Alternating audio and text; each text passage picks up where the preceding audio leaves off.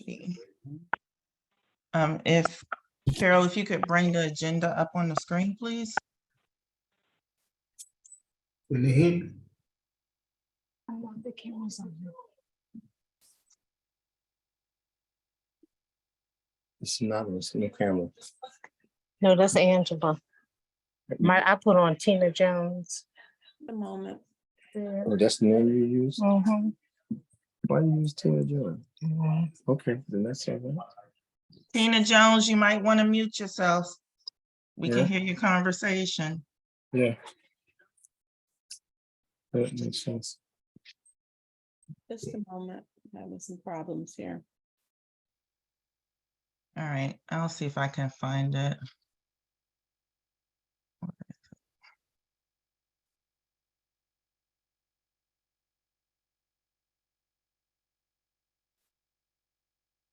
Okay, let's at least do the roll call and call the meeting to order.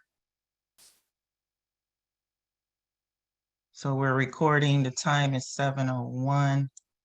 It's June 14th, 2023. We'll start with the roll call. Ward 1, Commissioner Young. Commissioner Young present. Thank you. Ward 2, Commissioner Armache. Here. Thank you. Ward 3, Commissioner Wheatley is present. Ward 4, Commissioner Givens. Givens present. Thank you. At-large Commissioner Brooks. Present. Thank you, Commissioners. All 5 commissioners are present and accounted for. Thank you.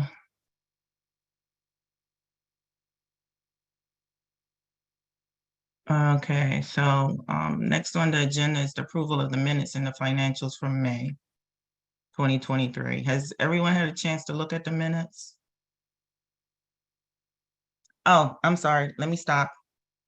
Before we do that, can we back up and go back to the agenda, please? All right.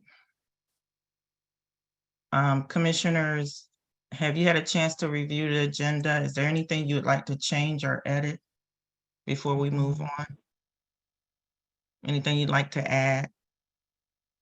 I had a couple of corrections, not anything big, but I'm trying to get to them. For the agenda? Oh, no, not the agenda. I'm sorry. Yeah, I just want to make sure that everyone had a chance to look at the agenda. If anything was left out or anything we need to table. Is it possible you can make your screen a little smaller? Smaller, okay. Yeah, because I can only see the first 4 items.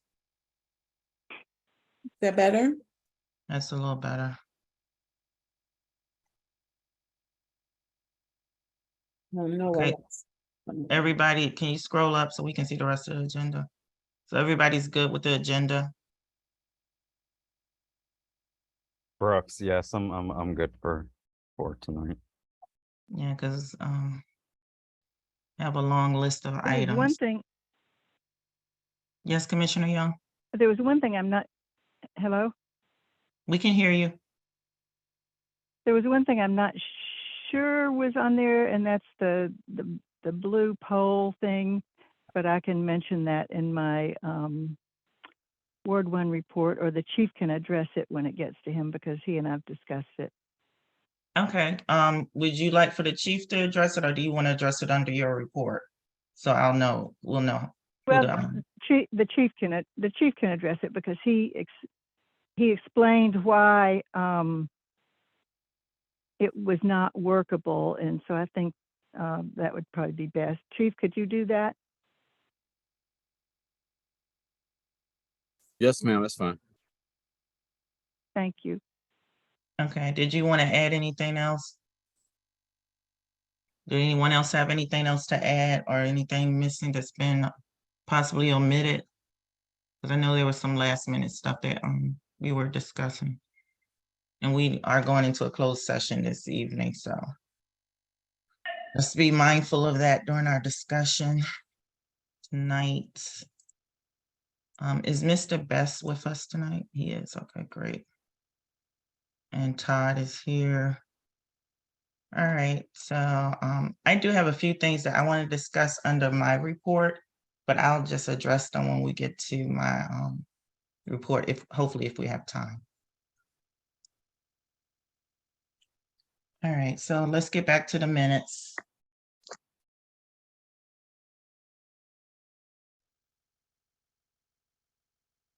Any edits or corrections?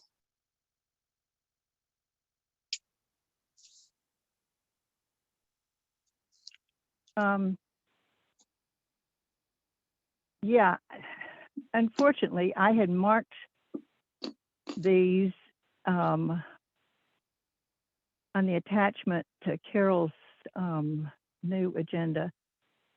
But when I closed it and then reopened it, the highlighting that I had put in is no longer there. One I remember, let's see, it's on the second page. This is not Of working. which document? The second page. Well, it doesn't have the title at the top. It's the minutes from, I think it was the last town meeting. It doesn't have the title at the top. In any event, the second page, I believe it's the minutes from the town meeting.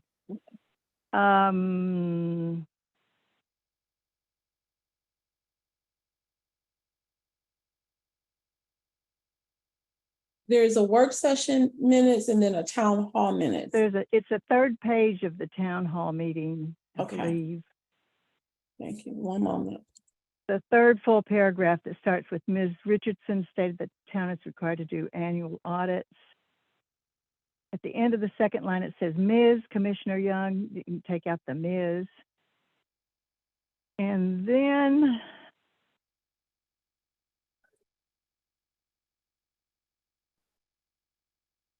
in my Ward 1 report, it says I inquired about some type of object on the corner of Parkwood and 40th.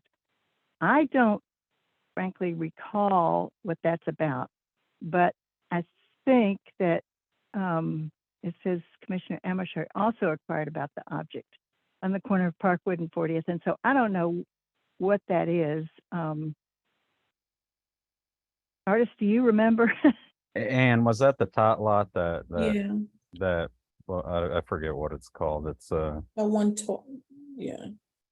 yeah, it's like a Yes. gray and red Okay, so it's Yeah, I not at the think that's corner where of you guys- 40th Avenue. It's the corner of 40th place. Place, and maybe put in there about the tot lot. Yeah, because the way it reads now, it sounds like you're talking about 40th Avenue, and it doesn't specify that it's about the tot lot. So yeah,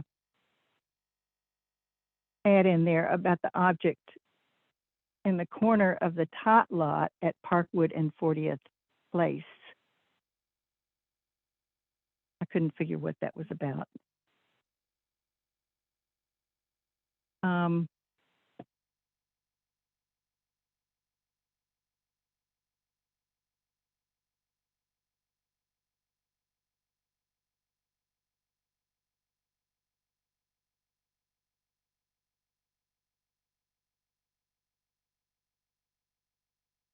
I think that's all. But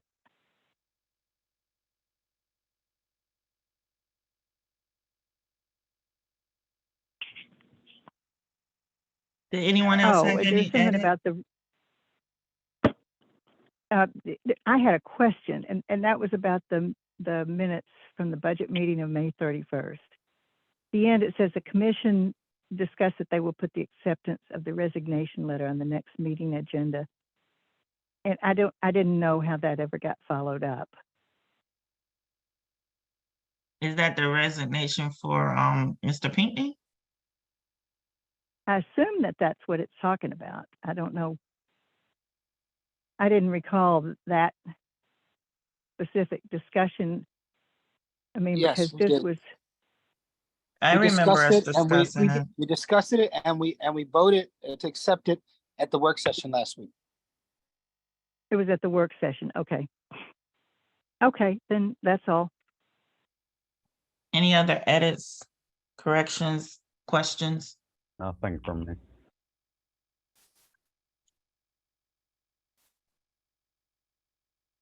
Nothing for me either. Okay.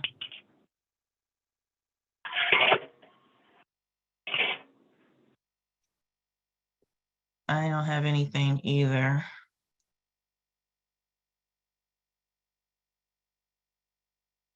What about the financials? Can you bring the financial report up?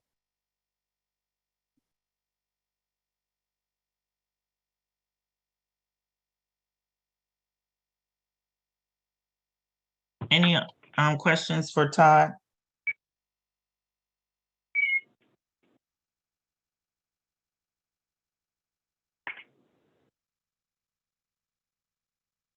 Todd, do you want to go over anything with us, with the ARPA spending or anything?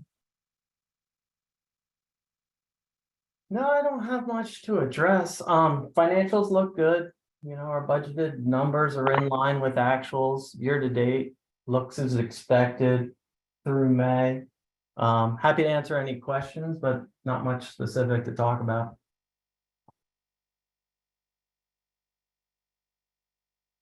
Were there any budget questions for Todd tonight?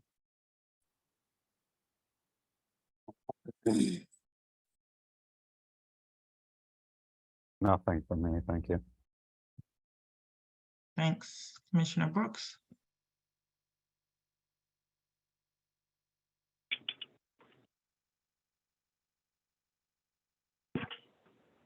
All right, hearing no questions, we'll move to the next item.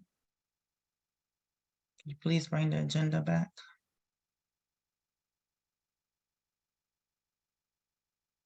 Okay, so we need to approve the minutes for the work session, the town hall meeting, and the 2 budget meetings.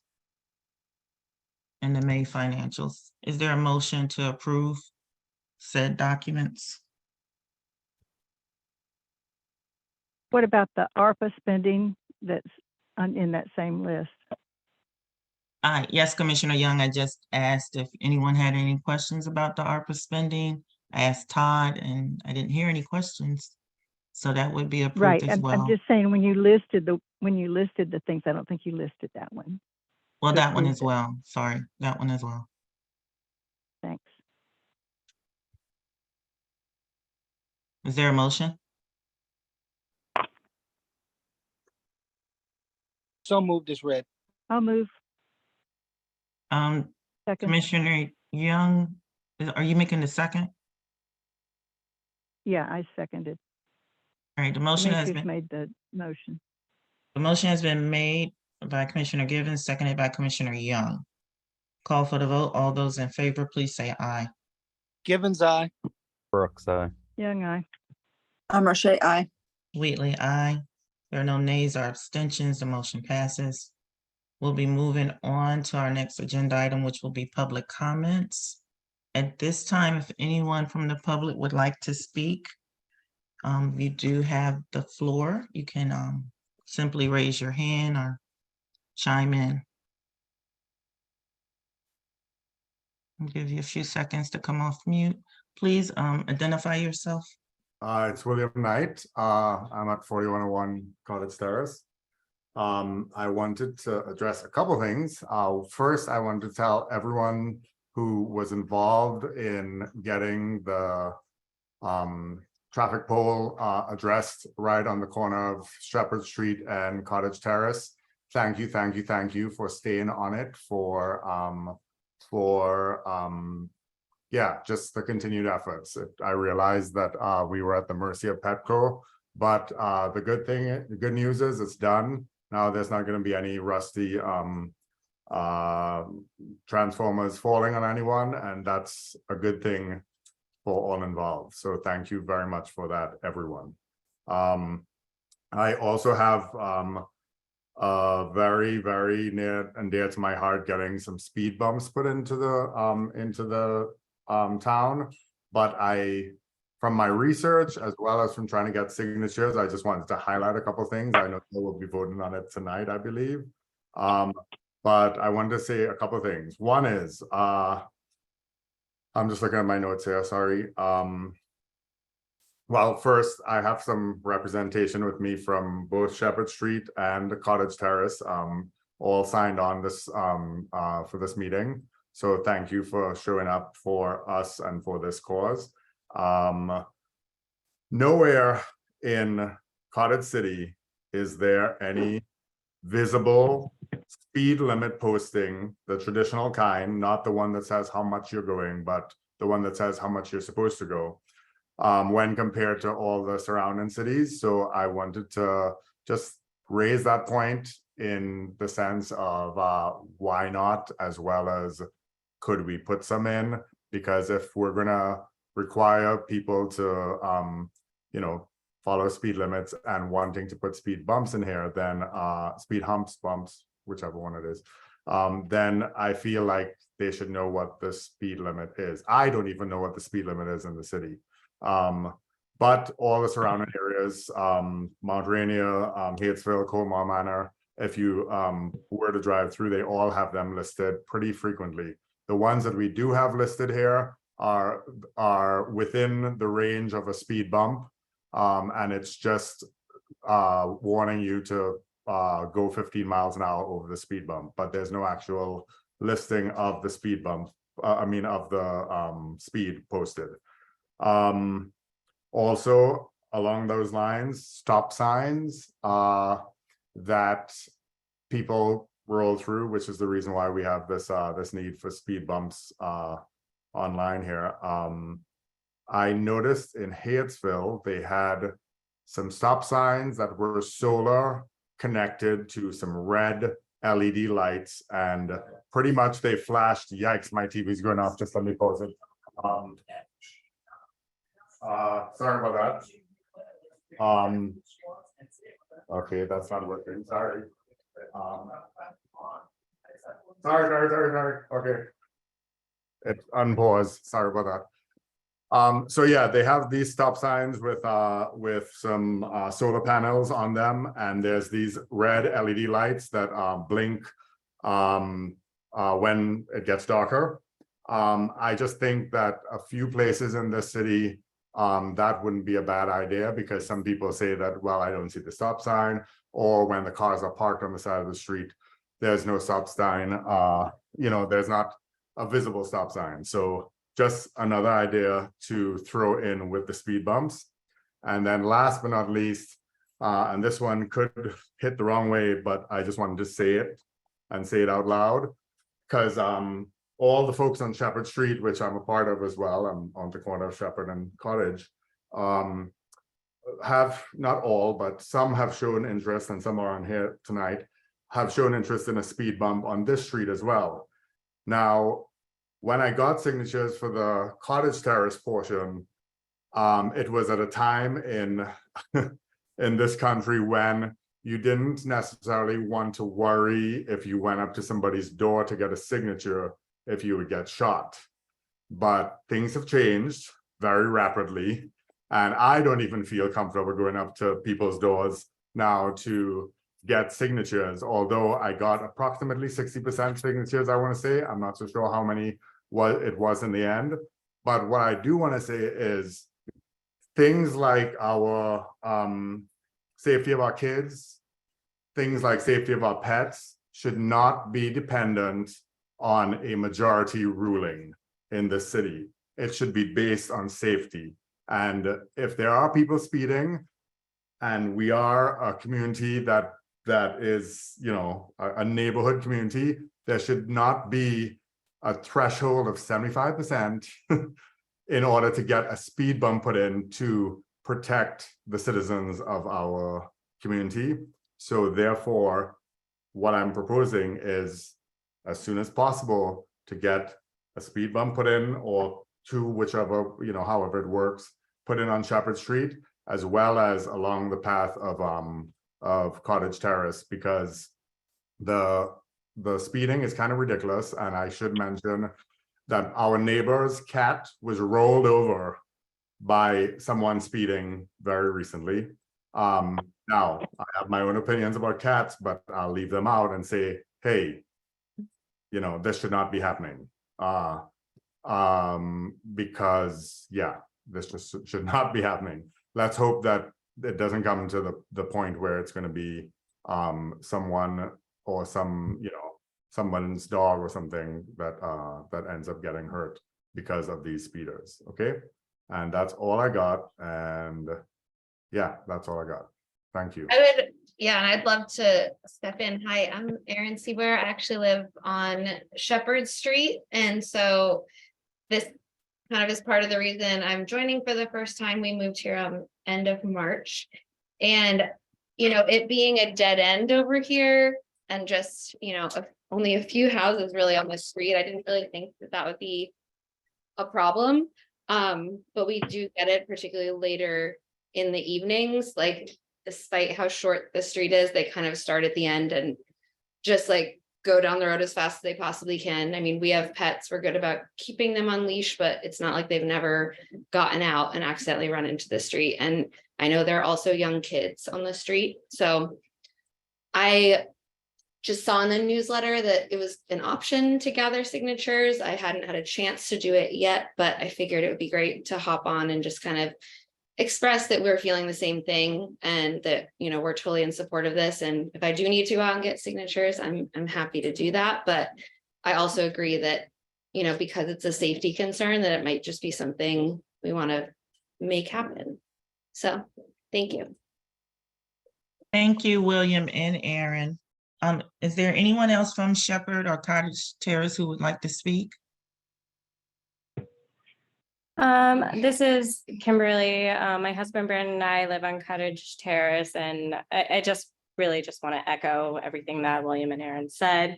It is a big issue. We've actually caught people abusing this on our Ring camera, and we have provided Town Hall and the cops with video footage of some of this before. So I just want to echo what everyone said, and yes. Okay, well, thank you, Kimberly, Aaron, and William. Hello. We have someone else? Yes, one more. I'd like to chime in. I'm Julian Peterson at 4010 Cottage Terrace. And I'm sort of at the epicenter of all this, meaning that the stop signs, both stop signs for Cottage Terrace and why am I blanking on Shepherd Street in front of me, is right in front of the house. And so I get to see people here probably at the height of their speeding, which usually starts at the end of Cottage Terrace down by the garden. It does happen both directions. Mainly it is at night, but I've seen it randomly throughout the days as well. There is a reduced speed sign in front here, which is nice, but really is not effective and doesn't stop people from speeding. The only thing, in my opinion, that is really going to slow people down.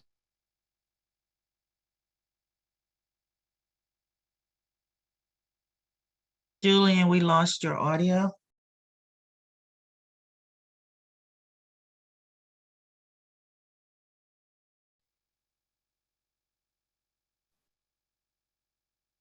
Hello?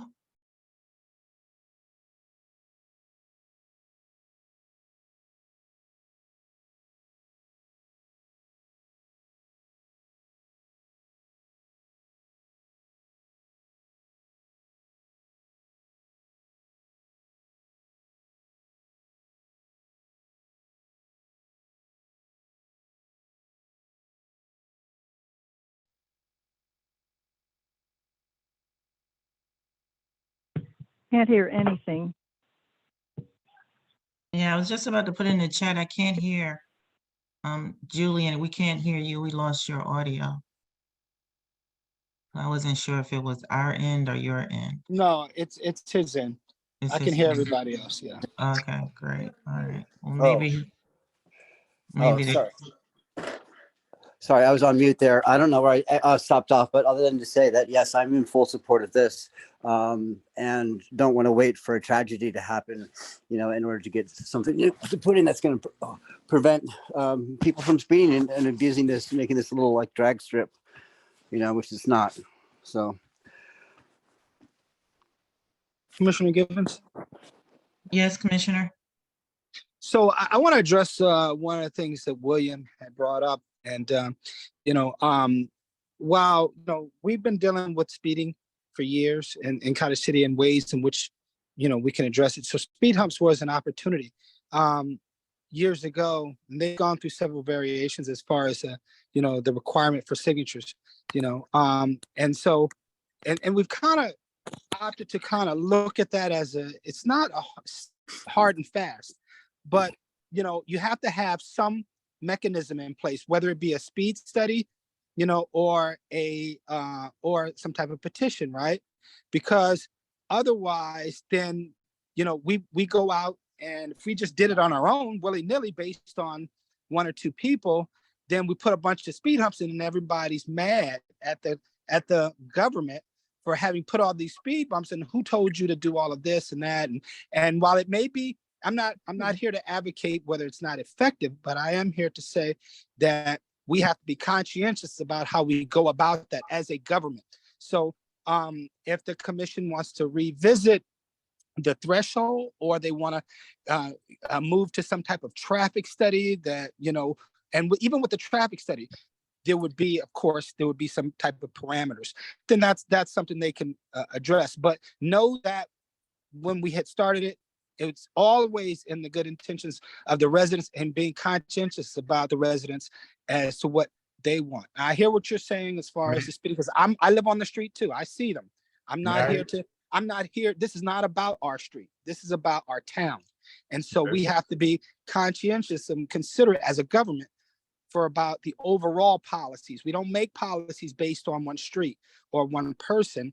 Perhaps we make it over in the overall institution that we're here to serve. So just be conscious about that. And the commission does have the right to go back and revisit it. It's not something that's, set in stone. But we will have to have some type of parameters, some mechanism in place. So I just yield back. So thank you for taking the time to listen. Thank you, Commissioner Givens. Was that another resident that wanted to say something? I just wanted to say one thing about that. And I totally get it. I totally understand the fight here. But I do want to say, we're basing the safety of our community on a threshold of 75% right now, when there's more than 25% of the people who are responsible possibly for the speeding. And I guess my question then is, because I'm looking to override the 75% altogether. Do we vote on does the community vote for what cops are going to be out on the street for the safety of our citizens? No. So likewise with speeding, we should not so they're pissed off. Big deal, right? The fact is, we need a safer community, and we're not going to wait for 75% of the people to sign off on something when a tragedy could happen at any time. So that's how I feel about that. I'm very passionate about it, but safety, and safety should be overlooked by all the rest of it. Right. We're not, William, listen to me. We're on the same page. All I'm just telling you, all I'm saying is, whether it's 75%, whether it's 20%, the authorization, I'm saying that we have to base it on something. So I'm not saying that the number can't change. I'm not saying that we're not going to consider 75% is just a number. It doesn't mean that we don't consider those who fall below that. I mean, it may be, we understand the dynamics, COVID, people are scared to open their door. We factor all of that in. The police, perception, we factor all that in. But understand that even when they put a speed camera up on Bladensburg Road, they run a traffic study. So we just all I'm saying to you is that we're on the same page. We all are concerned, because we all live here. But there, we want to look at some. We want to have some what's the names that we have to kind of, triggers. That's all. How do we move forward now? Okay, we're going to deal with that. Let's have a discussion, please. So, Commissioner Young, I wanted to ask you a question, because I believe your street, you had a similar situation. Did you have to get 75%, or did you just, because I don't remember if you actually did 75%, or your neighbor, was it your neighbor? Did they get 75%, or was it because there was a hazard? is a safety issue? Because I thought that if it's a safety issue, that the 75% is not needed. Is that not correct? Right. I got signatures for making our cottage terrace on this side into a one-way street. Mhm. The first, the one speed hump that's been placed on Parkwood on our side was not done with getting signatures. But then there was a desire for another one by one of the residents. And I passed on the message that they would need to get the signatures, and that did not occur. But I do appreciate what Mr. Knight's saying. It's especially with this killing just recently over in Ward 4, I guess it is, Ward 3. It does raise some issues about going around door to door, I suppose, and I agree with you that it's a safety issue, and so if we can keep a record of the speeding, and if it seems like that's continuing to happen, then it seems like it would make sense to put in the speed humps without requiring people to go around and get a bunch of signatures. Because I agree with you, it's a safety issue. And I've heard several people talk about the speeding over there on that side of Cottage Terrace. So it seems like it's pretty likely to be a significant problem. Commissioner Young, when that speed hump on Parkwood Street got put in your ward, you said it was not due to signatures, it was due to safety. So who determined that it was a safety issue? Was there a study done? Did someone come in, did State Highway or someone come in?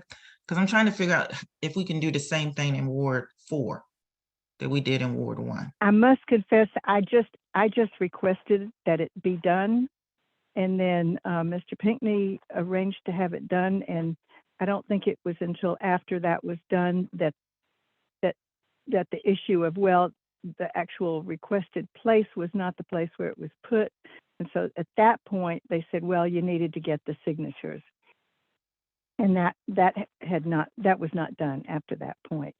So I don't really know what went into putting in the first or in the only one there, speed hump. I don't know what went into deciding that, how that got done. I know. I know what it. I was here when we put it in, because I was the one who there was a signature thing. Aileen McChesney, who was the chair at the time, and on the commission, she there was. I'm talking about a more recent one, Demetrius. I'm talking about. No, we're talking about the recent speed hump that was recently installed. I know what you're talking. I know what you're talking about. What I'm saying is, it was replaced, was it not? Wasn't what's the name replaced? No, this was a new one. Oh, okay. It was a new one. Okay, all right. Then I stand correct. Thank you. Yeah, this is So a I brand don't new really know one. what went into that. Carol or Chief, do either of you remember what happened, how that one got installed, other than Commissioner Young making the request? From my understanding, ma'am, it was already approved before I got here in 2020. The problem was they never did it. And I think it came back up that it was already approved, but it was never put in, installed. And I guess I gave them permission to install it, I think, a year and a half ago. That's what happened, because it was approved before I got here. And that's back in That may be true, because I seem to recall that the person who asked for it may have said something to the effect that they had asked for it earlier. Yeah, it was asked Anyway, for earlier. you know more about it than I do, Chief. Right. It was asked for earlier, and it was approved earlier before I got here. And that was back in 2020. And what happened was people complained that it was approved but never installed. And that's when it was brought back up to the floor, and I told Greg to go ahead, Mr. Pig, to go ahead and do it. But what I can do is, if you want to do a study, I have a person that I can get. Well, I don't think it needs a study now as far as the cottage. Let's just deal with what we're dealing with now as far as Cottage Terrace. The gentleman has placed in a what's name for consideration. I think that's what we need to speak on, and we're past the study. He's already done the work. it's the commission's decision now to override the 75 and approve it or not. I mean, that's where we're at right now. But in the future, we can talk about changing the parameters if the commission chooses to do so. But I yield back. Well, if that's all we need to do, then I'm in favor of changing it for this particular street. Hey, this is Commissioner. I am also. William, thank you so much for doing this and spending the time. It was a lot of signatures you had to get, and thank you to all the Cottage Terrace and Shepherd residents for coming out. But yeah, I'm in favor of this. You all know I live next to the garden, and you hear the engines revving, and these folks aren't stopping at the stop signs, and it's super concerning with all the kids playing in the street. I don't recommend they play in the street, but you know, I don't have control over that, but we do have the control to Right. get these speed humps or bumps installed. And so I'm definitely in favor of it as well. Thank you, Commissioners Young and Brooks. Mr. Best, you have raised your hand. You'd like to say something? The town attorney? Yes, Madam Chair. Thank you. My question, could someone cite for me in the code or in an ordinance or point to a resolution about this signature can. threshold or requirement? I'm not familiar with it. Commissioner Givens can. I'm the only one who was here. So no one other than Greg and Anthony that would know about it. So, and it was voted on. So whether, again, you want to talk or you want me to tell you? I wanted to know, is it an ordinance or a resolution? It was a vote. I mean, if they didn't put it in, it's likely not in ordinance form. You're probably right on that. It's probably should have been in ordinance form, but you know, we have different lawyers and all of you all say different things and for whatever reason. And I'm not saying that it should have been done. It's probably the proper way. It sounds like that would be the appropriate way to do it so that we would have a documented record, which is why I have always said that we needed to do written resolutions as opposed to these voice resolutions, because we don't have any stand. I mean, I know it was voted on. If we went back to the minutes, we could find it, right? I know who created it, you know, and I know about when it was done. And so, but we shouldn't have to do all of that, you know, and moving forward, I think that, again, we should do these things by ordinance I think that's what you're getting at, or at the very least, a written resolution so that we have a written documentation for these types of situations. So thank you. I yield back. No, just let me follow up in that is if it was done by an oral Robert's Rule motion, it was not done by an ordinance and it was not done by a formal written resolution, it can be changed as easily as it was originally moved. So I'm not saying that there might not have been some sort of policy made by Robert's Rules motion, but if that had been the case, that means the commission can simply by a motion override it and change it. That's my point. Thank you. Right. But I think you're right in the sense that we can't continue down that road, you know, and moving forward, we should have some written either resolution or ordinance so that we can have these things for future references so that we can always refer back to. So I yield back. Thank you. Okay, so Commissioners Brooks, Young, and Wheatley are in favor of accepting the signatures that William has received so far, which I think he said is around 60%. Commissioner Armache and Givens, do you accept the signatures or do you not accept at the 60%? Yes, I accept. And Commissioner Givens, I accept. And for a matter of the record, I did not entertain signing the signature because I am, in fact, one of the persons who had to vote on it. And Mr. William understood that, you know, because I just don't think it's appropriate from my own personal moral perspective. So yeah, I do support it. I do know we have a speeding problem. And, you know, so what happens is one of the other things that we want to make sure that we do is identify, because when we say a speed hump, where are we talking about? You know, in conjunction to the location, do we do it right? So we'll have to figure that part of it out before, otherwise the commission winds up, you know, or Public Works just wind up putting it wherever they think, and that may not necessarily be effective to satisfy your needs and concerns. So let's you know, and so And then, so we'll have to take a vote and an actual official vote. And so that, or do it by consensus or whatever to pass it. And then identify before we, get the people out there, identify exactly where you guys want it. I yield back. Thank you. It looks like we have a resident. Aaron, you have your hand raised? Was that from a earlier time? No, that's from now. I guess because this is, kind of a broader discussion of like, Willie's already gotten signatures for that street, and I understand that I'm kind of piggybacking here in terms of like voicing my concern for, the short little Shepherd dead end.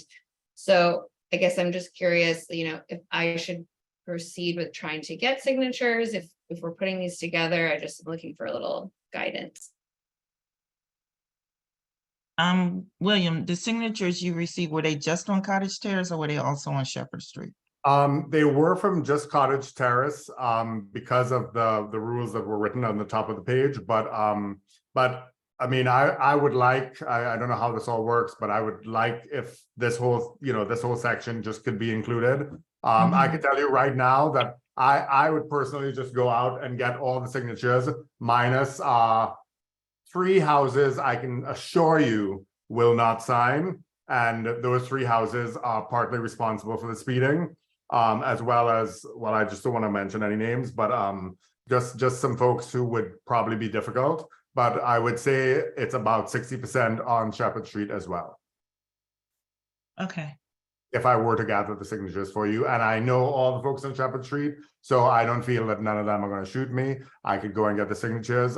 Aaron will also, I'm sure, help me if it is necessary, but sounds to me like we're moving forward, and I would just love this to be just a thing of the past and speed bumps in like yesterday. Okay, so let's go back around the room with the commissioners. Are the commissioners in favor of also adding a speed hump to Shepherd Street, or do you want the residents on Shepherd Street to also get at least 60% signatures? Because it sounds like they already have it. This is Commissioner Brooks. I think that we may be able to have one speed bump that would take care of both issues. 'Cause, we can talk more about it, but I really don't think a lot of folks are coming down from the garden side and then going on to Shepherd Street. And I could be completely wrong. William would probably know best since he lives there. But I think most of the ones going down Shepherd are coming from Bunker Hill down Cottage Terrace to Shepherd. But I'll let William speak more on that. Yeah, and Aaron would second on this too, that there's a separate 1 or 2 folks who They actually are coming from the dead end and just come from the dead end, yeah. as fast as they possibly can towards Cottage Terrace. Yeah, I have to third that and say that I've been witness to that, because I'm basically right at the end of Shepherd, where Shepherd, tees with Cottage Terrace. And so I'm witness to speeding that comes both from the dead end and towards the dead end. And sometimes it's speeding around the corner going into the dead end. Sometimes it's speeding out of the dead end. So logically, you're going to need a speed hump or bump on both, one on Shepherd and at least one, probably 2 on Cottage Terrace. One quite close to the stop sign right in front of our house here, and one about halfway between here and the dead end by the garden. That would deter all speeding.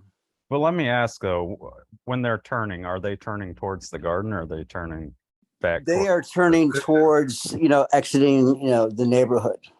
Towards Bunker. So a speed bump on that side would prevent them from peeling out of their houses to go to wherever they need to go in a rush, or whatever is causing them to speed unnecessarily in our neighborhood. But they're going to have to slow down if there's a speed bump there on Cottage Terrace. Exactly. Well, that's true. Even if they're coming from Shepherd Street, if they're going towards Bunker Hill Road, they're going to have to slow down because there's going to be a speed bump.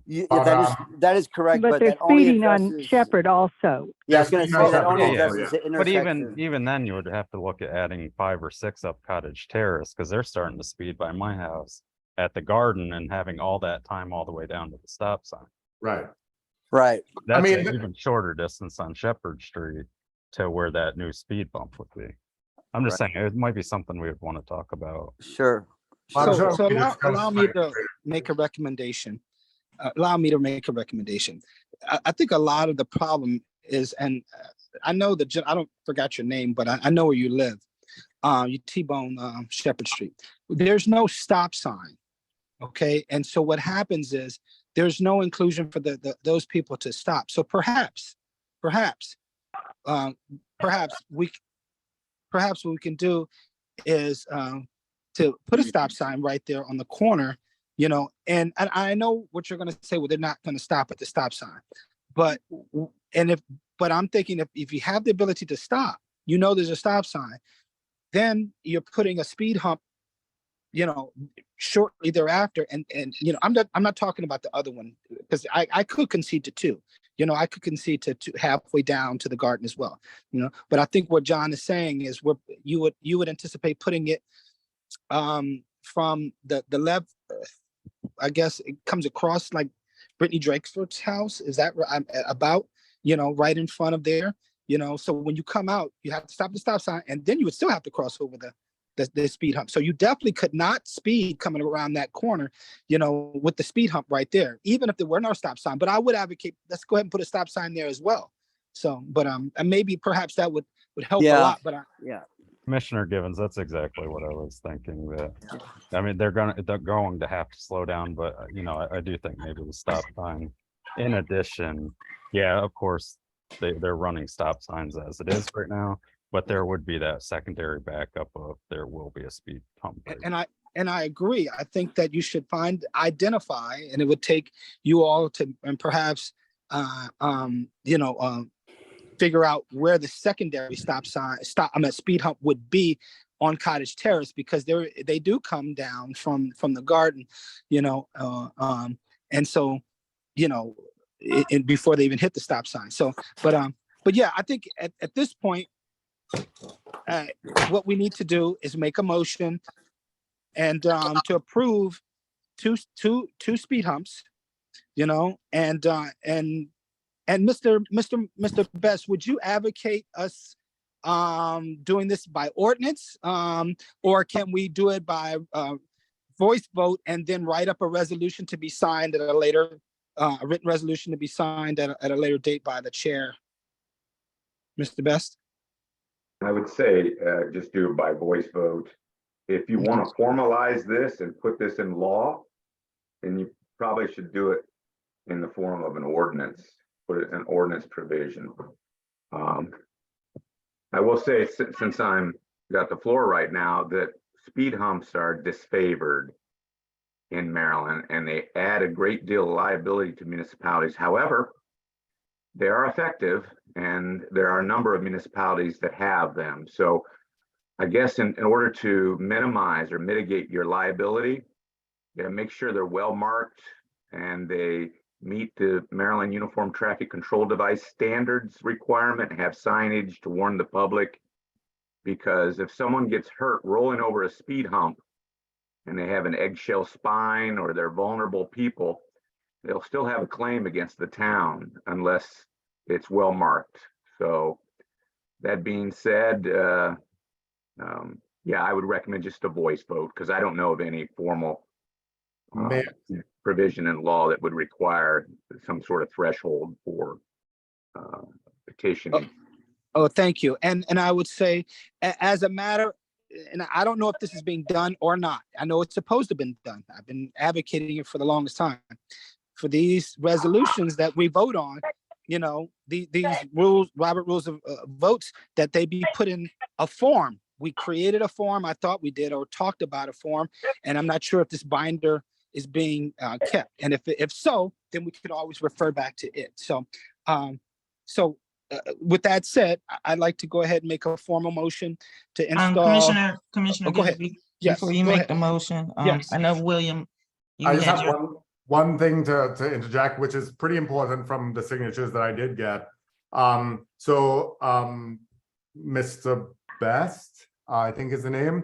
So one of the things that I was researching was speed hump versus speed bump. Speed bump is the one that is frowned upon, and has a lot of negative connotations, everything from the value of one's home to the amount of pollution that it gives off, you know, from the way you have to slow down, as well as to the impact that it has on a person's car. Speed humps, on the other hand, are not as frowned upon, so to speak. I don't have the final details on that, but speed humps are not as problematical as you might suggest with speed bumps. So I just wanted to throw that out there. Many people did ask me, is it a hump or a bump? And the answer is it has to be a hump, which is the very long, gradual one, not the, you know, not the one that Fergie sings about. Thank you, William. Just before you make the motion, Commissioner Givens, William, you had also mentioned something about the stop signs with the flashing lights. So if we're going to put a stop sign there at Shepherd Street or anywhere else in the town that we know the traffic is kind of heavy or busy, I think we should get the stop signs like they have in Hyattsville. If you go, I think that's Hamilton Street. If you go to Hamilton Street, you can see the stop signs and they have the flashing lights around the stop sign to make you more alert so that people will at least maybe slow down at these stop signs. Because I know I see people speeding through them all the time. They don't even stop. They just ride right through. So is it possible in addition to the speed hump, could we also make a recommendation to have the stop sign on Shepherd Street put there with a flashing light? Yeah, so you have to do that. If I'm not mistaken, Mr. Best can correct me, but I do recall us putting up signage before, and that is required by ordinance. I know that's when the signage has always been the installation of stop signs or additional stop signs or handicaps have required in past, since Mr. Best has been here, that we have done those by ordinance. So, and that's not so much a problem for us to have that ready. I think right now we can get the speed humps through, you know, and get that done, and then work on the institution, because a stop sign doesn't require us to have any, you know, we do that for the general safety. And also I'm looking at online now that you can get that stop sign that you're referring to, and I do recommend we do that in a solar from anywhere from $800 to $1,000. And so I think that would be the proper thing to do. But if with the commission's permission, I'd like to move forward and getting this aspect done, and then we can discuss further moving forward towards writing an ordinance for the signage, the stop sign. And Mr. Best, am I correct in that? And quoting you? Commissioner Givens, you're absolutely correct. There is an ordinance that whenever a traffic control device is erected in the town, it's required to be done by formal resolution of the commission.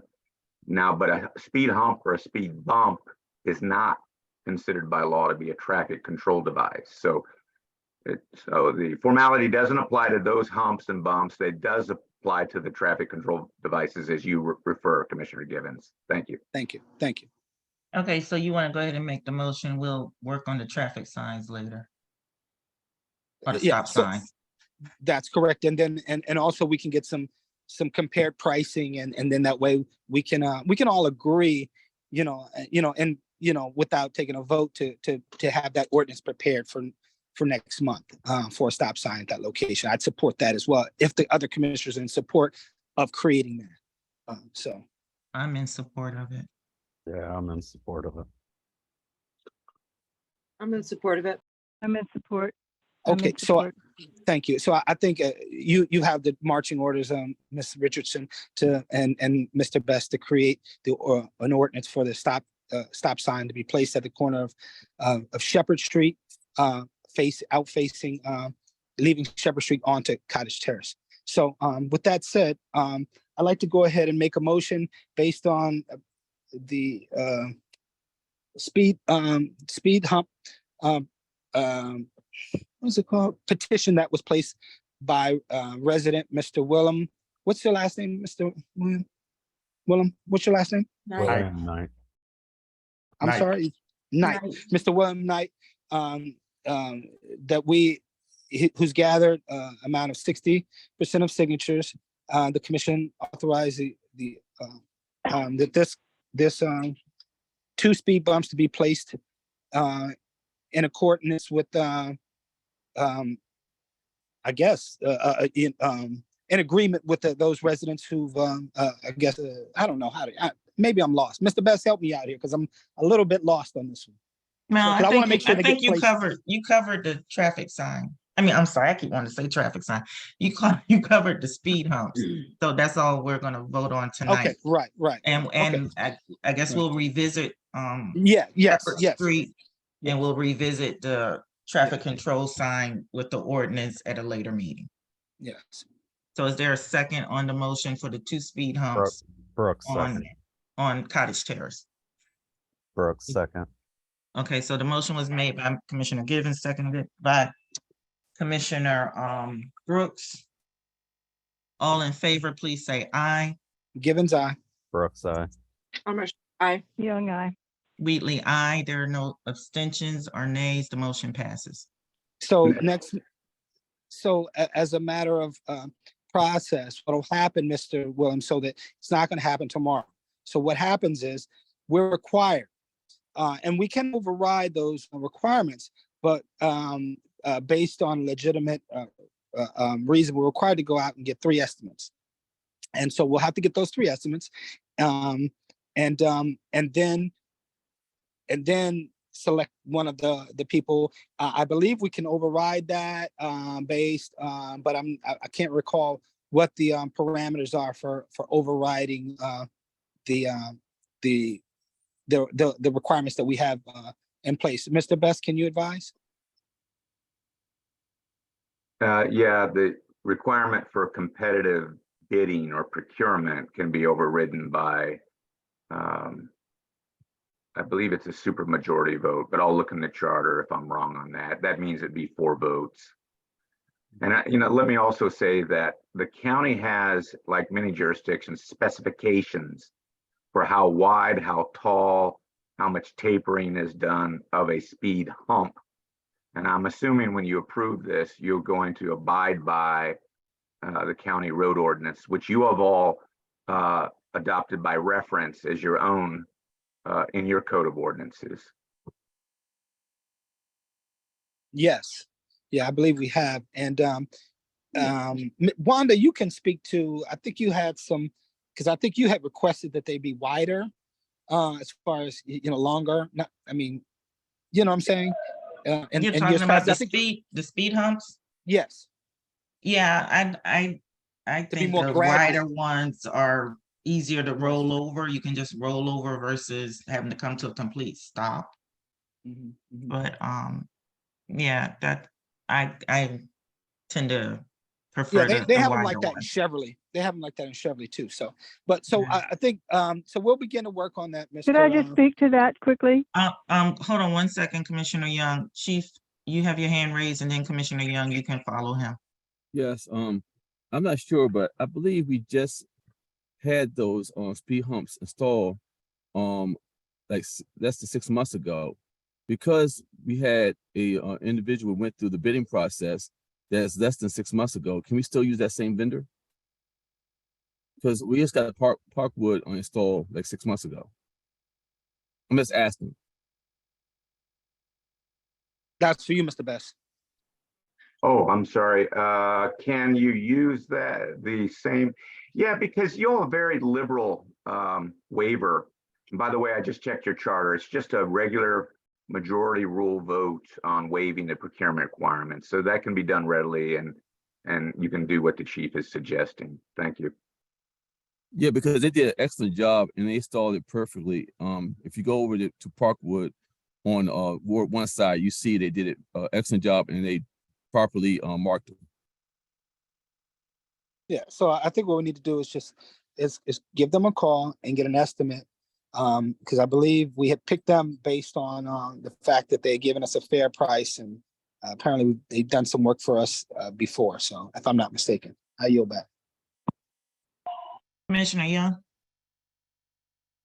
Yeah, I was just going to say, it seems like when we were talking about having that one put in, there was some discussion about how you can do either the speed humps are automatically the wide ones, but there was some discussion about whether you can do 6 foot wide ones or 8 foot wide ones. I'm not sure how wide that is, but we might have to specify. And so before making the decision on selecting one, it might be good to go out there and actually measure how wide that one is. Obviously, the 8 foot wide ones would probably be safer, but I think 6 feet's pretty wide also. But I do seem to recall that there are those two choices. But you can ask the company and see what they have to say about it. Yeah, they typically give you the two options and give you the pricing for both, and then you make the decision based on that. That's what they've done at the last one, I recall, talking to Greg. All right, so I think we are ready to move on. And again, thank you, Cottage Terrace and Shepherd Street for coming out tonight. We appreciate it. You're more than welcome to stay. But if you need to leave, we do understand. Thank you so much, everyone. Thank you, thank you, thank you, thank you. You're welcome. Thank you, Thank William. you. Thank you, everyone. Thank you.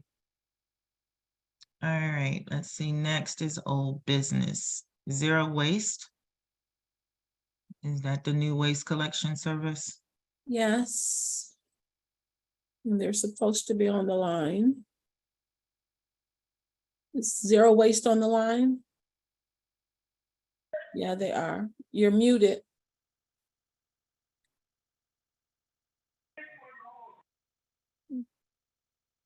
You're muted. Can you go ahead and begin the conversation, and then maybe perhaps he can get himself off mute? So bring 'em in. effective July 1, we will have a new waste collection service. It is Zero Waste. They will maintain the same days of service that we have now. I guess I don't know what else to say. And they're here today just to introduce themselves, just so you know who they are. Yeah. Okay, so they're just here just to introduce themselves. They're not giving a presentation or anything like that. No. Okay, we can move on. I mean, Okay. if they chime in, they chime in. Let's keep it moving. I cannot read what the next item is because it's gobbledygook. Yeah, I don't know what happened with the font, but it is the RFP for the our audit, the required annual audit. So we put out an RFP, we got 2 responses. One of the companies was LSWG, based in Frederick and Rockville. Current clients include the town of Glen Echo, town of Colmar Manor, and the town of Chevy Chase. The other proposal came from our current auditing firm, which is Lindsay and Associates. And some of their clients include Chevy Chase Village, City of College Park, City of Hyattsville, City of Laurel, Bladensburg, Brentwood, Edmonston, and so forth. But both are pretty well respected. Lindsay and Associates does have a lot of clients in Prince George's. I've noticed that LSWG has a number of clients in Montgomery County, I guess just because, for whatever reason. They have given us quotes for a period of 3 years. And there is a difference in the prices for each. For 2023, Lindsay and Associates to do our financial statement audit quotes us at $11,480. Whereas LSWG quotes us at $13,500. Then the difference between each kind of carries through for each year. For FY 24, Lindsay and Associate quotes us at 11,880. And LSWG quotes us at 13,900. So overall, it's about a $2,000 difference for each year. And so overall, LSWG does cost more, approximately $2,000 more per year to do our financial audit. But I think both firms are well versed in doing this kind of work.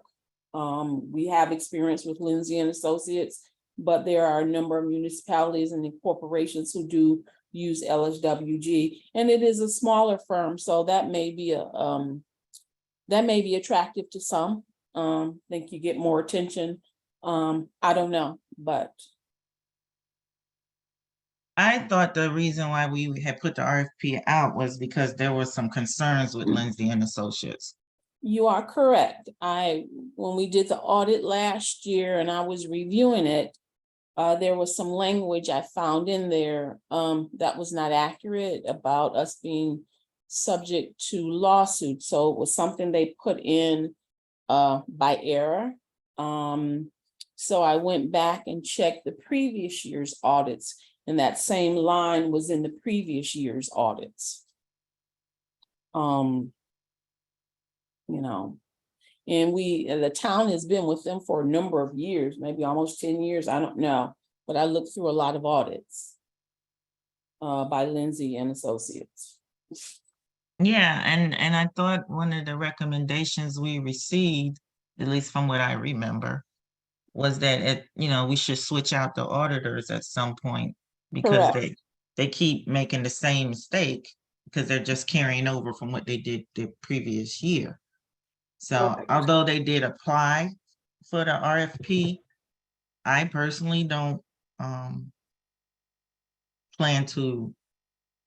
So my vote wouldn't be for Lindsay and Associates. That's where I'm at with it. I understand that the other company may be a $2,000 difference, but sometimes you do have to pay a little bit more to get better service. Madam Chair, can I speak? Who is that? It's Todd. Hi, Todd, go ahead. Hey, so I wanted to stick around to talk through this. Who the auditors are pretty important to us. So of the 3 municipal governments that I work with, Lindsay and Associates currently does all their audits. So I can say that I have experience with them. I know what to expect. I'm not one that is in favor of changing auditors because there's additional work as auditors take on new clients. They have to understand the way my team does things. So I stayed on just to voice my support for Lindsay and Associates. We know what to expect. We know how they're going to work. I hear your notes, or I hear your comments about the notes and the financial statements. But that's part of our job, essentially. Auditor prepares the financial statements, we review, we should catch it. We did catch it. Carol caught it last year in her review and fixed it. That is basically our responsibility as part of the audit process. So going forward, we'll look for it. But I just wanted to express to all the commissioners, I'm in support of the Lindsay proposal. And they're cheaper that we talked about. So just wanted to chime in a little bit about that. Well, can I comment? Yes, you can. So the language in there that's saying that we were subject to a number of lawsuits, that language preceded Todd's time in working for the town. So the language had been in there for a number of years. So I think it was just a carryover, but it also speaks to what attention are they paying to detail. Commissioner Givens. So it sounds like to me they've done is they set everybody up, and as a template, right? And so They have to. There's and Todd can verify this. There's no way. I mean, that's a statement, right? And it's an unfortunate statement they would put that in there. And I'm sure it's important to how it affects your credit. I'm not saying it's unimportant, but they have to change those numbers. There's no way they can do an audit. I mean, Todd provides them the numbers, so they're there to vet that information that Todd has provided them. That's their job, is to make sure that Todd does his job. And if there's some funny business going on, is them to report the funny business, you know, and the health of the government. So, yeah, it's definitely an oversight, and we brought that to their attention. I don't think that personally, I don't think that their attention to detail is lacking on the numbers. And that's where we need to be focused on, is to making sure these numbers are right. Because if the numbers ain't right, everybody's in a lot of trouble, including Todd, ourselves as commissioners, you know, because all they're doing is identifying the problems. So I yield back. Thank you.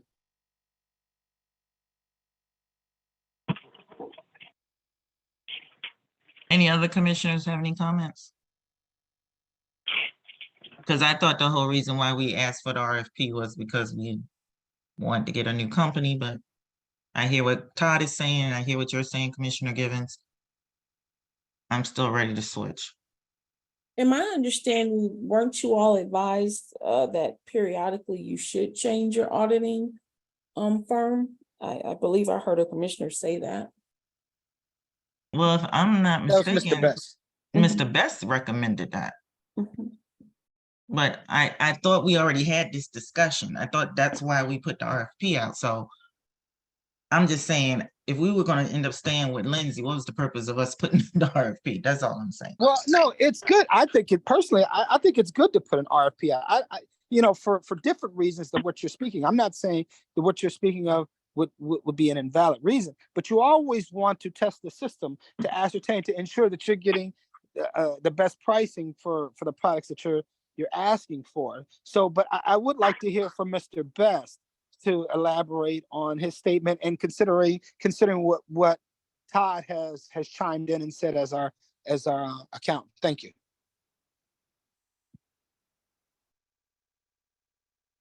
Mr. Okay. Best.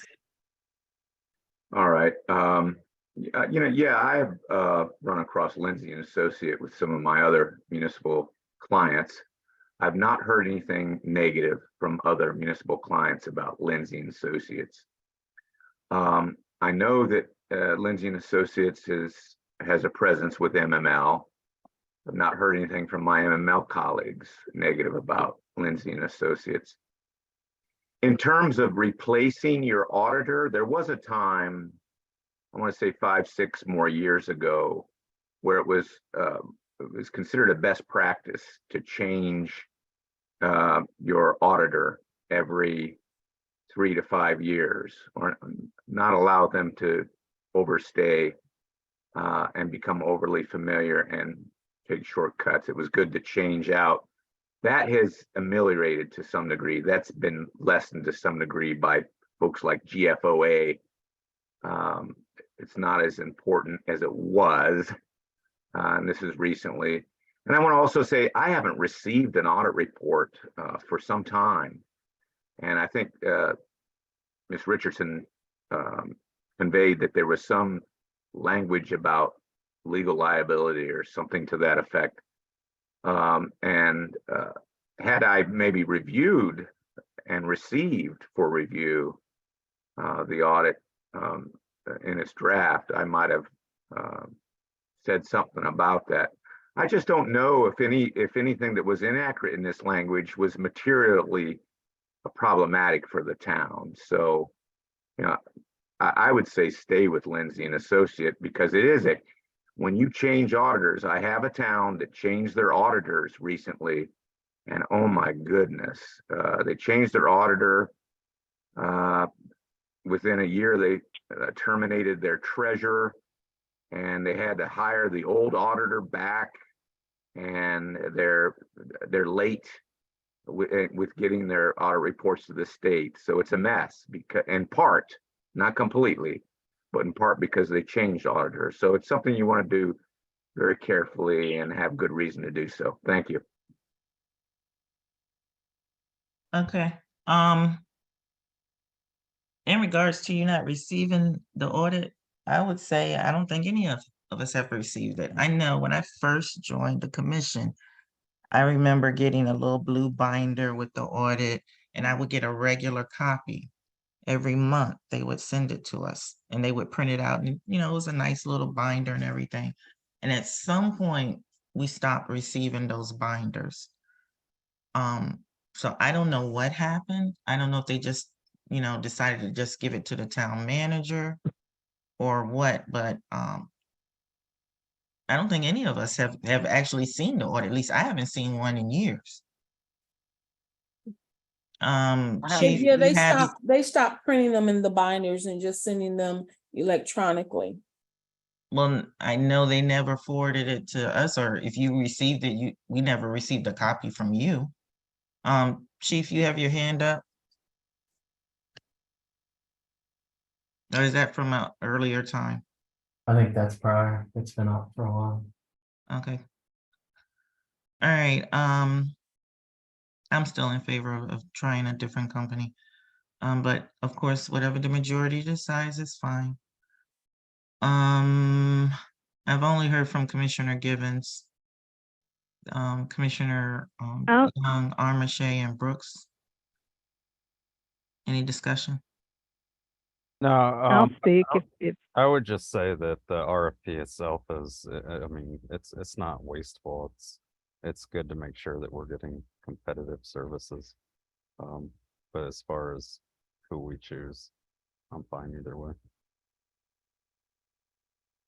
I didn't hear that. he said he's fine either way. Okay. I'll speak if I may. I can appreciate why anyone would think about changing, but based on what Todd has said and also Kevin, it sounds like it would be simpler, and also based on the fact that I don't think that there have been any negative practical results from any issues with Lindsay and Associates. It seems, I'm torn, but it seems overall to make more sense to stay with Lindsay. Okay, Commissioner Armache, you're the last one. I agree. It's based on everything that everybody said. It seems like it makes the most sense to just stay with Lindsay. Commissioner Givens, you said to stay with Lindsay as well? I didn't Yes. hear. Okay, so Yes, that's thank three, at least three who want to stay with Lindsay, so I guess we're staying with them. Let's move on. Oh, God. Oh, do we have to vote on that RFP? No, these are, it should have been worded, these are the responses to the, well, yeah, you do. Actually, I'm sorry. Yes, you should.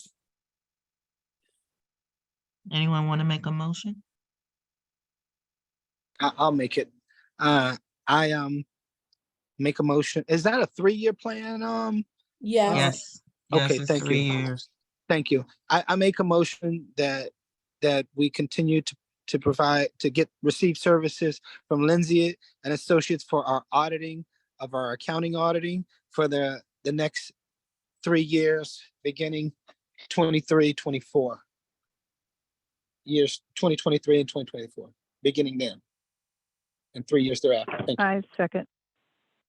Is that I Commissioner second. Young? Good. Yes, it is. Okay, the motion was made by Commissioner Givens and seconded by Commissioner Young. Call for the vote. Those in favor say aye. Givens on. Young, aye. I'm sorry. One at a time, please. Brooks, aye. Marche, Young, aye. aye. You guys keep talking at the same time.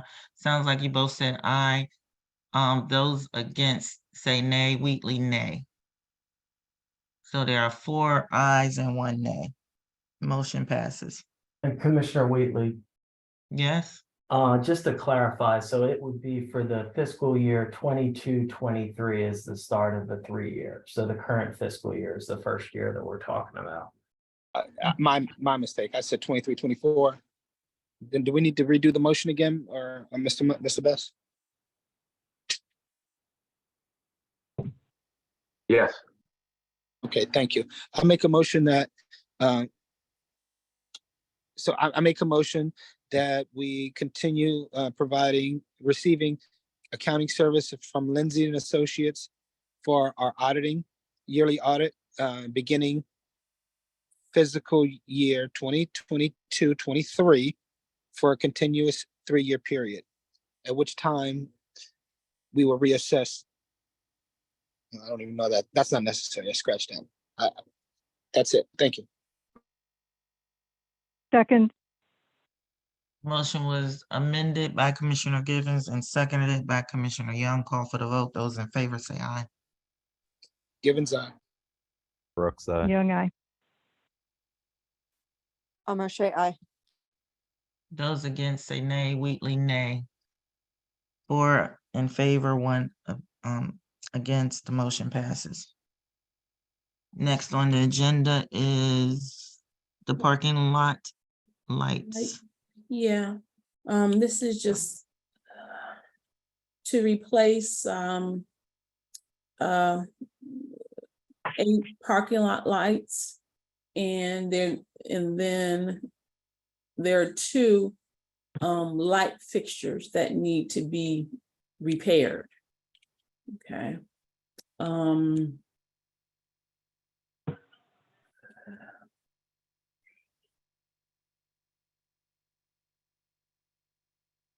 So this, you all had previously been provided 3 quotes and you all decided upon Eugene Electric. So this is just voting on it formally to use Eugene Electric to replace the parking lot lights and repair 2.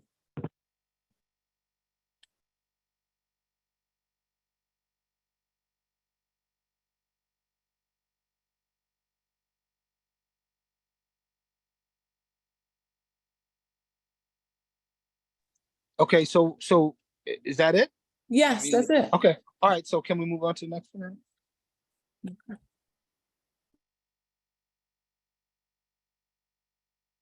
All right, the next contract is with American Landscaping. As you recall, I think 2 or 3 years ago, they did a tree survey for the town. This is to do another one because, there have been storms and everything. So just to reassess the condition of our trees and this one will be a little broader than the one before because we asked them to also identify trees that have vines growing on them or limbs that have a potential hazard either over people's cars or on sidewalks or on people's property. And just to be a little more specific in terms of if a tree's dead, if it's declining, just to be, it's a little more detailed. So the cost of this is $1,675.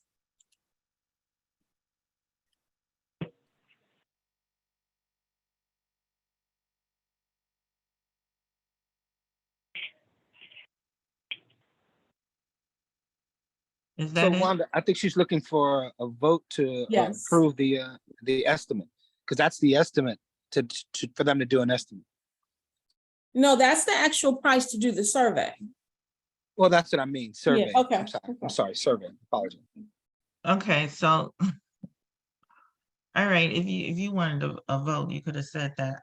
I just thought you were giving us information, so I'm not sure what's going on. Sorry. Okay, so you need us to vote on the landscaping contract and what else?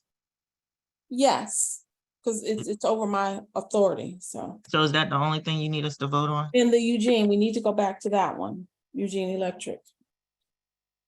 Oh, I thought you said we voted on that already and approved that. No, you all had said you wanted it, but you didn't vote on it previously. Okay, well, Oh. let's do the electric first. Okay, sorry about that.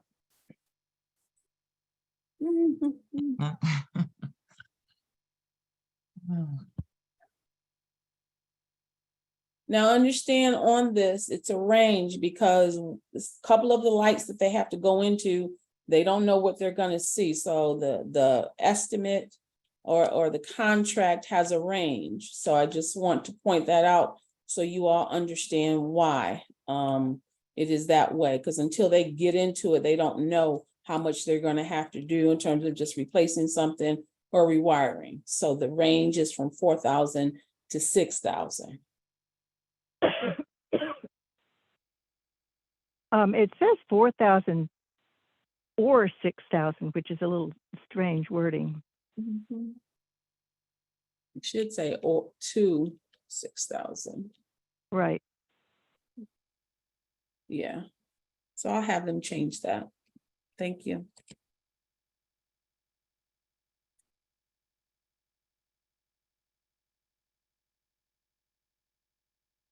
So we just need to, Vote on it. Yes, approve this this. is for the replacement. I of- move that we approve, I'm sorry.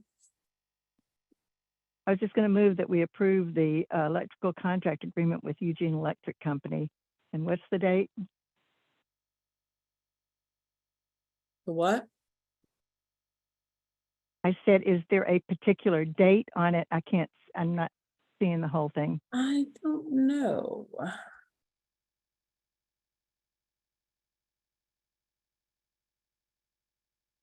Wasn't at the top. No, because they have a space for us to put the date in when we sign it. So there's no date at the top. Okay, I move that we approve the Eugene Electric proposed contract. In the amount of, Yeah, we need the amount, Commissioner Young. 14,000 to 16. No, 4,000 to 6,000. up to $6,000. I think it was 16. Miss $1,600 or Richardson, can you go back to the amount? It's Yeah, between 4,000 to 6,000, Commissioner Young, but you can say Oh, up 4 to to 6. 6,000, Yeah, you can say up to 6,000. up to in the amount of up to $6,000. Thank you. Is there a second? Givens, I second. All right, the motion was made by Commissioner Young and seconded by Commissioner Givens. Call for the vote. Those in favor, please say aye. Brooks, Givens, aye. I. Givens, I. Young, I. Marche, aye. Wheatley, aye. Motion passes. There are no nays or abstentions, sorry. Next is the landscaping contract. yes. I skipped.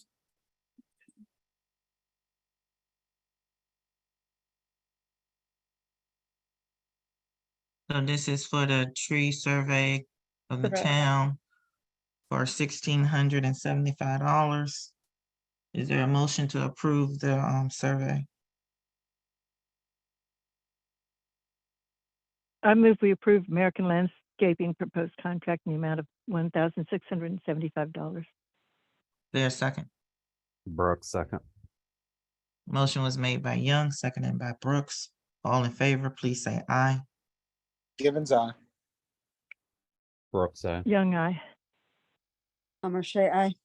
Wheatley, aye. Motion passes. No nays or abstentions. Next. Right. So this next item has to do with town hall renovations. The first one is for painting. You all had previously chosen a contractor, DMV Construction, I think, to do the painting. After you all had chosen them, I reached out to them and attempted to meet with them and discuss the work. They were just unresponsive for days or would send me a text or whatever. So I was quite concerned about their lack of response for almost a week. So I did get some more quotes because of that. I just felt, this is important to us, and It's not important enough for them to return up my phone calls, multiple ones. That's disconcerting. So that is why we're revisiting contractors for the painting of the town hall.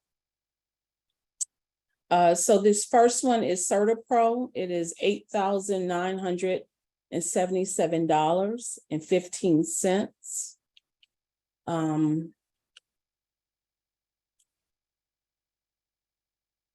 And the second one is Capital City Flooring. It is their estimate is $12,950. And all of these quotes are labor only because we're buying the material. Okay, and the last one is from Michael and Sons for $15,900. So I put the lowest one first, which was CertaPro. In terms of the estimate. Okay, CertaPro is how much? Shoot, I can't see because my box is in the way. $8,977.15. That's the lowest, Yes, and they're painting the entire town hall, correct. but not the bathrooms. Not the bathrooms because they're tile.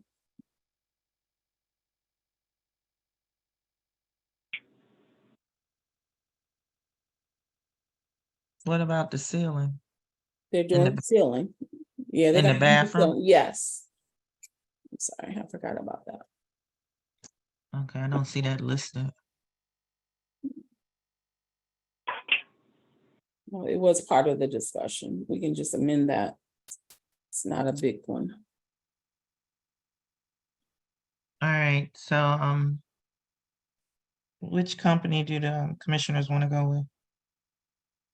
Givens, I'm familiar with CertaPro. A friend of mine, he's one of the, I didn't have anything to do with this, and he doesn't even know, he didn't come by and do the estimate, so I just happen to know that he works for them, and doing estimates, in Rockville, so, and they're quality, they're a reputable company, so I would go ahead and, based on that, my own personal knowledge, and, as well as the pricing, I would just say that we should probably look at CertaPro. So until we take a vote, thank you. This is Brooks. Was CertaPro the lowest bidder? Yes. Yeah, that's the one I'm for. Commissioners Young and Armistead? That sounds fine to me. I think their price is good. I'm abstaining on this one just because of the same reason I didn't vote for it in the first place, because we're using the ARPA funds. We haven't actually called for the vote yet, Commissioner Young. I just wanted to know, which company you would. Right, you just asked, so I answered. That's all. Yeah. Okay, so is there a motion to, award the contract to, is it Service Pro? CertaPro. CertaPro? Yeah. CertaPro Painters. It's at the top. I can make the CertaPro motion. Painters, in the amount of, what was it, 8,600 or something? $977.15. Is there a motion to accept the estimate? Commissioner Givens, I'm so moved as read. Okay, so that's for $8,977.15. Is there a second? Brooks, second. Motion made by Givens, seconded by Brooks. Call for the vote. Those in favor, please say aye. Givens, Brooks, second. Amarche, aye. Wheatley, aye. Those against, please say nay. Those who abstain, I abstain. that's 4 yeas and 1 abstention. The motion passes. Okay, so the next one is again town hall renovations for flooring. Because again, DMV was the one that was chosen last time, so I had to go back and get estimates. So this first one is SWAT flooring. The total cost is $6,600. The second one is Capital City Floor. And their quote is $10,440. And the last one is Michael and Sons. Their quote is $10,500. So the lowest in price was the first one, which was SWAT flooring. SWAT flooring. SWAT flooring. And the reason why we're voting now is because the previous company has not been responsive. Correct. Okay, so there's no need for any discussion. Is there, which company would the commission prefer to go with? I would say we go with SWAT since they're the lowest. Or is there any agreement or disagreement? I agree. Gibbons, I agree.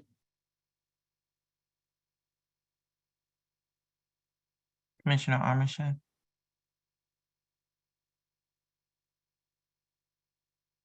Sorry, I couldn't unmute myself. Yes, I agree. Okay, Commissioner Young, are you abstaining again? Yes, All right, thank you. Okay, let's make the motion for this one so we can get through the agenda. So, there's a contract in front of us for $6,600. Well, I guess an estimate for $6,600 with, made by SWAT Flooring. Is there a motion to, go with this company for the flooring for the town hall? Commissioner Givens, so moved as read. Thank you. Is there a second? Brooks, second. Thank you. The motion again was made by Commissioner Givens and seconded by Commissioner Brooks. Those in favor, please say aye. Givens, aye. Brooks, Aye. aye. Marche, aye. Wheatley, aye. Those that are against, please say nay. Those who are abstaining, please say abstain. abstain. Thank you. There were 4 yeas and 1 abstention. The motion passes. Thank you. All right, the next document is from the Department of Housing and Community Development. It's for the Community Development Block Grant. Basically, we apply for money for our Community Development Block Grant. We have used it for sidewalks. It's for low to moderate income communities. We've just been awarded $735,000 for our street and gutter stormwater project. But but periodically you have to do the cooperation agreement to say you still want to participate in CDBG through Prince George's County. So that is what this is. Just saying we still want to be able to apply for and receive money, CDBG money. And the money is, even though it's federal money from HUD, it goes to the county and the county disperses it. So that's why this request is coming from Prince George's County. And it's for the fiscal years 2024, 2025, and 2026.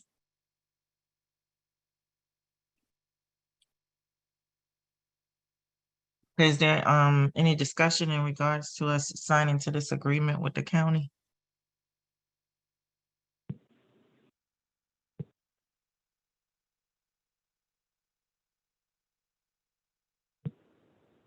Hearing no discussion, is there a motion to sign off on the agreement? Or do we not wish to participate? Oh, I make a motion that we sign off on the agreement. Is there a second? I'll second. Call for the vote. Those in favor, please say aye. Givens, Brooks, Young, I. O'Shea, aye. Wheatley, aye. Motion passes. There's no nays or abstentions. Next. Thank you. This next one is to discuss the noise ordinance. I think the chief will weigh in here. Is the chief still on? I I can't. believe so.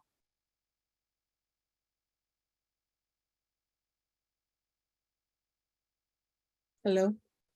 Yes, how you doing? Can you hear me? Yeah, We can hear you.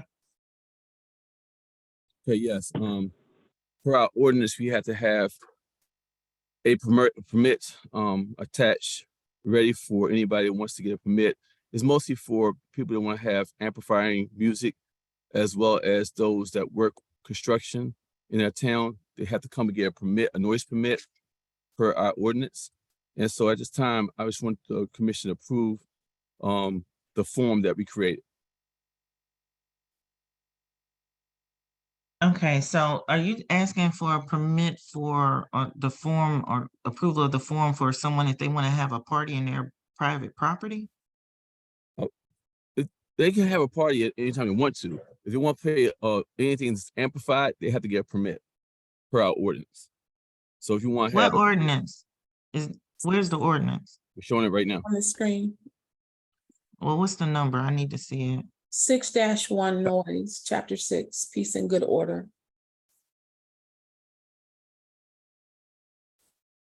I'm sorry, I don't agree to that one. I don't know how other commissioners feel, but I don't feel like I should have to get a permit if I want to have an event at my house. Like I said, you don't have to have a permit to have something at your house. If you have anything that's amplified at a large decimal, you need to have a permit. So that way you let your neighbors know that you're having a event with loud music, and you're letting the town know. I understand what you said, I just don't agree. Okay. Well, I mean, then you'll have to take it out the ordinance. Well, I don't agree. How do other commissioners feel?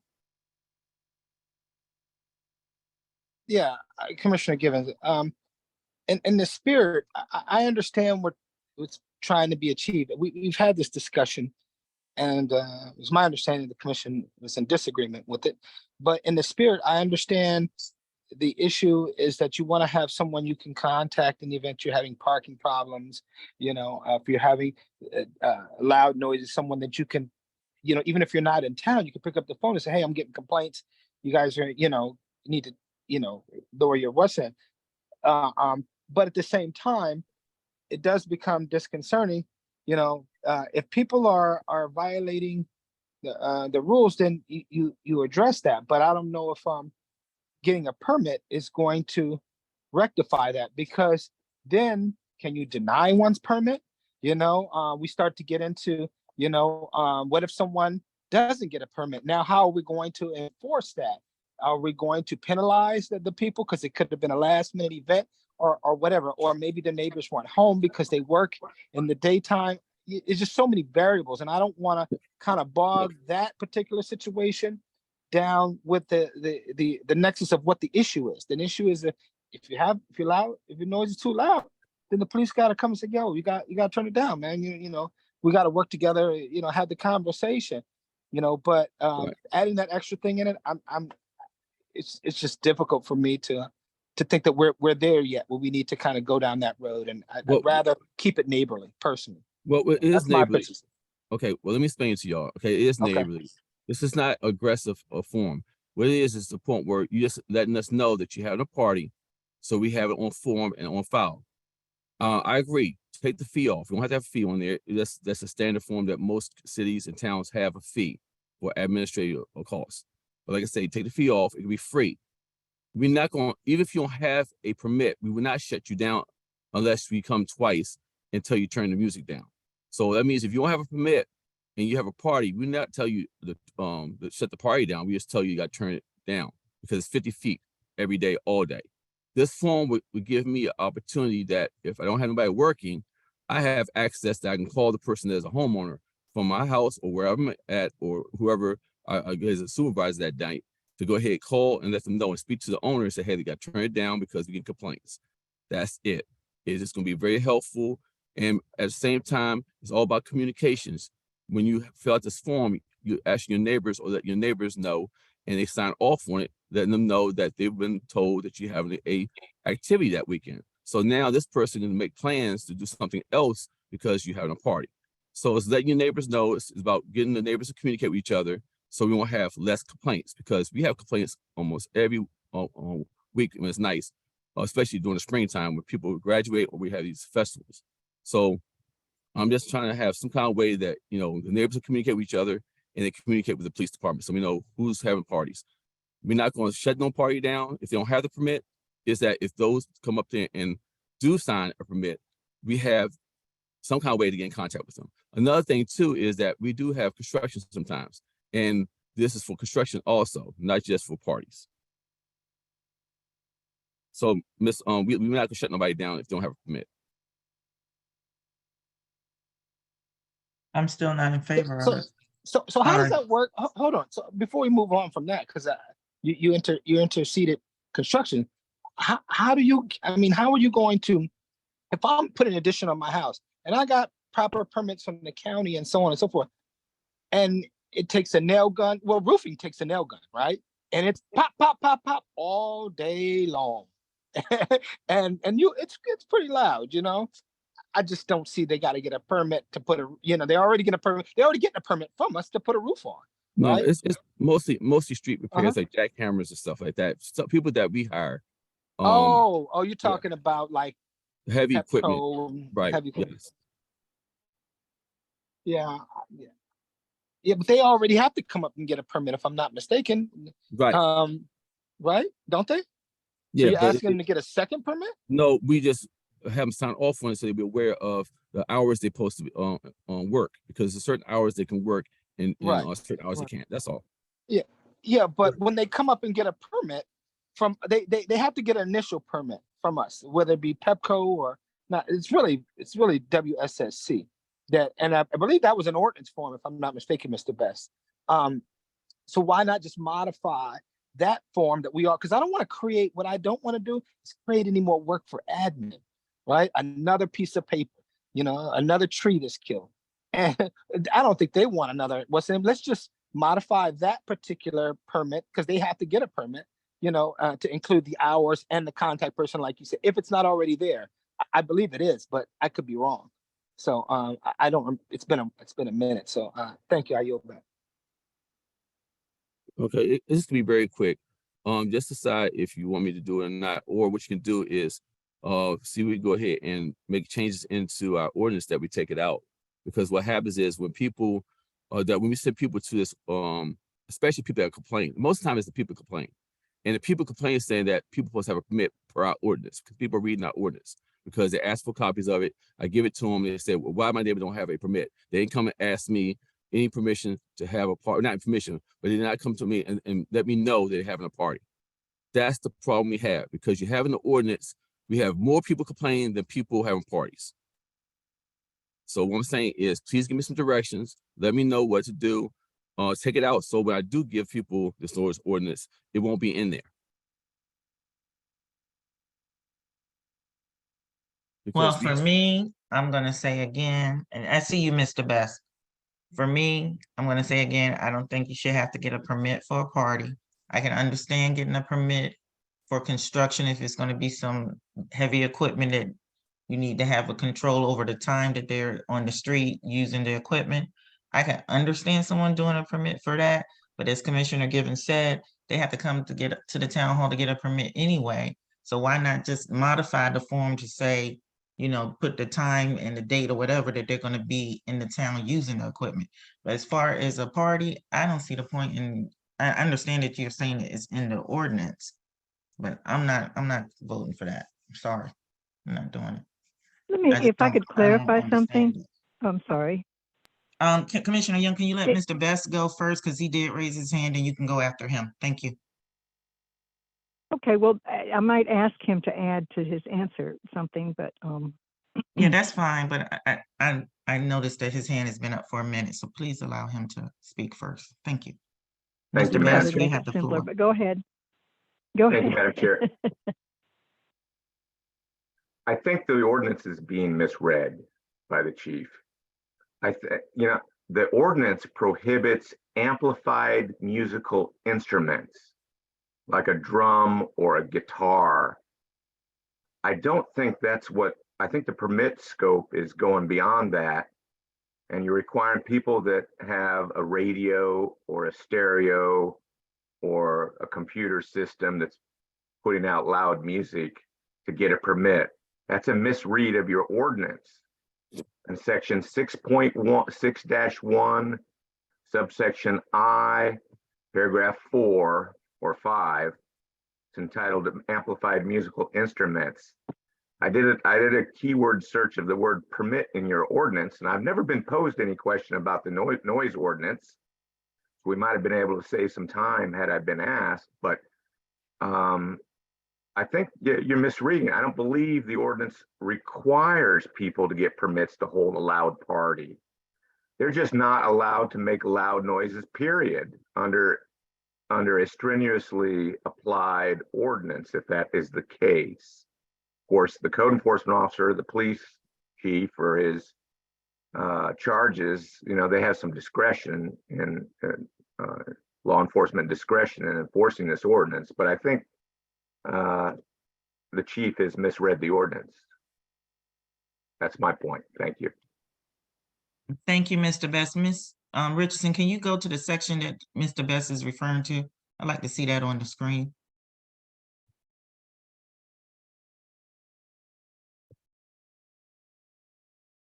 I You don't, said- I don't think it was copied with this, it was captured with this by Brittany. So I don't have that particular language. Mr. Best, do you have that language? I can go to the Yes. website. Where did you find it? On the website? Yes, I'm on General Code's linked website from the town's website, and I'm looking at section 6-1, some paragraph I, special noise restrictions, paragraph 5, entitled Amplified Music Instruments, and it reads, "It shall be unlawful for any person to use any drum or amplified musical instrument upon the streets or other public rights of way or parks without a permit issued by the town." So not only is it an amplified musical instrument, it has to be amplified and done so on the streets or a right of way or a park. If it's done on an amplified musical instrument on private land, someone's private, their domicile or their private property, doesn't require a permit. Like I said, all noises that exceed the decibel level or are a nuisance under this ordinance are prohibited. But this permitting process is being misplaced. Thank you. Thank you, Mr. Best. I appreciate you pointing that out because I believe you are absolutely right. Commissioner Young, you wanted to make a comment? I was basically going to make the same point that it doesn't require anybody who wants to have a party to get a permit, but it addresses when there's going to be loud noises only. So I agree with Kevin. Okay, so Chief, does that answer your question? Yes, thank you very much for clarity. All right. Oops, sorry. Can we move to the next item? Yes. All right, this is the job description for the Public Works Supervisor / Director job description. So that we can post this, given the departure of our Public Works Director. Now I put the title on there, Supervisor / Director. I think it warrants a discussion on what title the commission wants to give this position. So that's why I kind of put that at the top, even though throughout it says Director of Public Works, but I just wanted to point that out.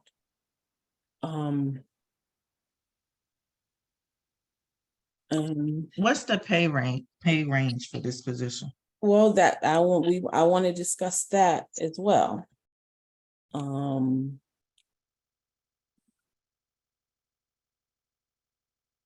Because I think depending on the title you give, and I think Commissioner Givens pointed this out on whether you call the position a supervisor, versus a director.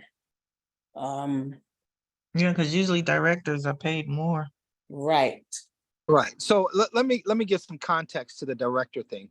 So there was some time, Pat, from some years ago, the previous person had asked to be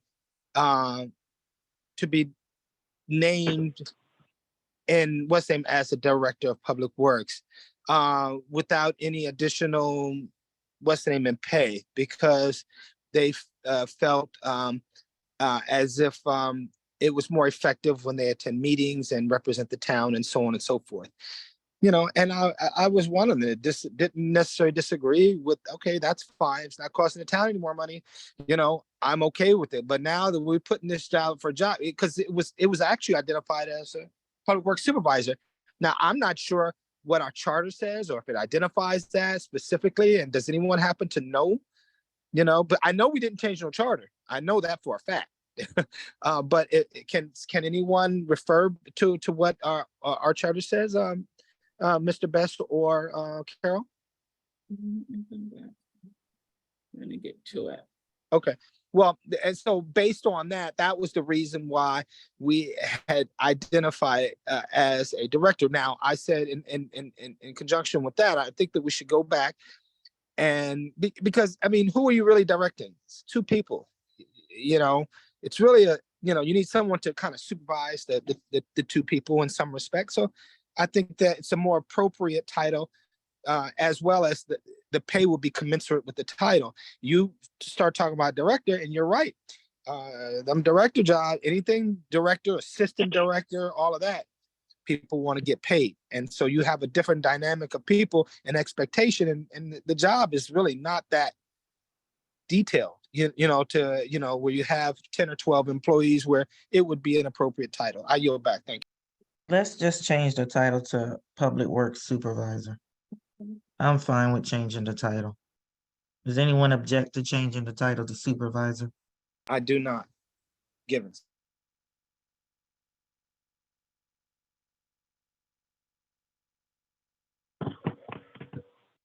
I'm not entirely sure that I agree with that. I'm looking at the characteristics, and I know that, yes, one of their main jobs is to supervise the other two public works employees, but there are also other things that they have to do, like communicate with the commission and field RFPs and, I don't, as far as like, okay, if they're a director, then you have to pay them more. And I understand, on the one hand, wanting to be fiscally conservative, on the other hand, you get what you pay for. And I think that, for a director position, perhaps a previous employee was underpaid. And I'm curious what other commissioners think about, and anybody else that wants to chime in, as far as director versus supervisor, and being willing to pay a little bit more for somebody that is going to, giving people a decent wage motivates them to invest themselves into the work. So that's my opinion. I'm not unequivocally saying no, but I am curious what others think. Yeah, this is Brooks. I'm not really worried about the title per se, but I would like to know the salary range. And if we're saying that they're different, I would like to know both. Thanks. Directors start around 75,000. If you can go on Indeed, and that's what I'm saying. I'm not saying if you guys want to pay more, I'm not necessarily personally, I think you should have a range, right? Based on their experiences, so on and so forth. But, I think you attract a different dynamic, right? With a different expectation. You start putting stuff out there, you get people show up, you know, and you might have put that whatever the monetary range in there, but people start showing up, and then you ask them, well, what are your salary expectations? And they start talking about some numbers, you know, that are wasting everybody's time. You know, I don't want to waste their time, and I don't want to waste our time. And that has actually happened here in the town of Cottage City. And and we just don't want to do that. And even though you put the what's name in there, it is because there's certain words that trigger people's search engines when they go to search for jobs. And you know, there's an expectation with the director. You're really not a director. I mean, with two people, come on. I mean, you know, but you know, I hear what you're saying. If you need that for personal growth, and you know, I could concede to that. But coming, you know, I think the entryway, we need to be cognizant of the cost in comparison and in conjunction with the title. I yield back. Thank you. I have some numbers, just some salary ranges for each of them. For public works supervisor, I mean, we're going from the lowest to about the highest of 53,000 to 90,000. And then public works director, a low of 70,000 up to 116. And you may want to pad that just because in the DC area, incomes tend to be even higher. Per my point, wasn't Greg's salary something like 55,000? Yes. Yeah. So, I do have an additional question as I'm looking at the description here, and it says, experience and training under work environment. Where are you? Under experience and training, 1 to 3rd paragraph, work is performed mostly in office settings. Some outdoor work is required. Is that true that the public works director is not really so hands-on in executing a lot of the physical things that need to be done in the town? No, that's not true. This is something that this is something that she's put together as a skeleton, right? Yeah, Yes. you know, and then we can modify that. You know, she's just kind of putting together a structure to get your opinion. You know, and so her having been, I mean, she's been here long enough, I would surmise, but you know, Greg did spend an absorbent amount of time in the West End, not necessarily in satisfaction to getting some of the street work done. And some of that is because he took on tasks that were probably, you know, we really didn't need him to do, or we probably should have had him do. I don't really know, but it also took away from some of the work that actually physical work that needed to be projects that needed to be accomplished on a day-to-day, and his ability to supervise. You can't supervise from the chair. I know, I've tried it. It doesn't work very well. They make you go out on the street as a sergeant, you know, because how you gonna supervise you know, you got to be in the field. So it's good. I mean, I would probably say it may be a 50-50 or at least a 60-40, probably more like a 60-40, you know, but so I think we should probably modify that. I yield back. Thank you. I agree. I think that needs to be modified. That needs to be taken out because obviously with our number of staff and the size of our town, whether you call them a director or supervisor, they need to be involved in the work. Now, the next paragraph, I don't know whether that's necessary, but it seems sort of silly to tell you the truth. Occasionally required to stand and walk, use hands to finger, handle, or operate objects, tools, or controls, reach with hands and arms, etc. Is that really necessary? Yeah, it is. Certain, you know, guidelines say, I know it seems obvious, but it's all about, look, we told you what it involves, so you don't come sue us later, if, you know, because you can't do the job. Well, it's several things missing from this. One is a driver license is not in there. Work heavy equipment is not in there. Can work a Bobcat or large Right. equipment is not in there. This is stuff we need. We need somebody to come in here and work equipment. And that's the problem we have right now with staff, is they're limited of what they can do and use. So we need a supervisor to come in that can do all that and have a valid license. And that So, needs to be. I agree. It needs to be more wanted to practical. discuss It that needs to be too, more because I had practical. some questions. Okay, hold on.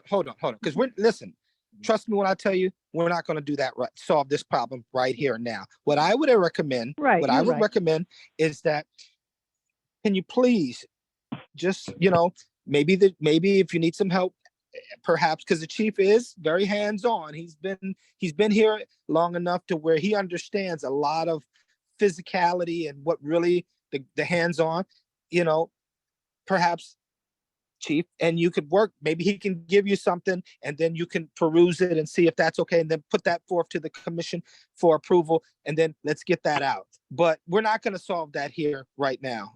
But I appreciate you bringing that forth, because it is something we do want to get out.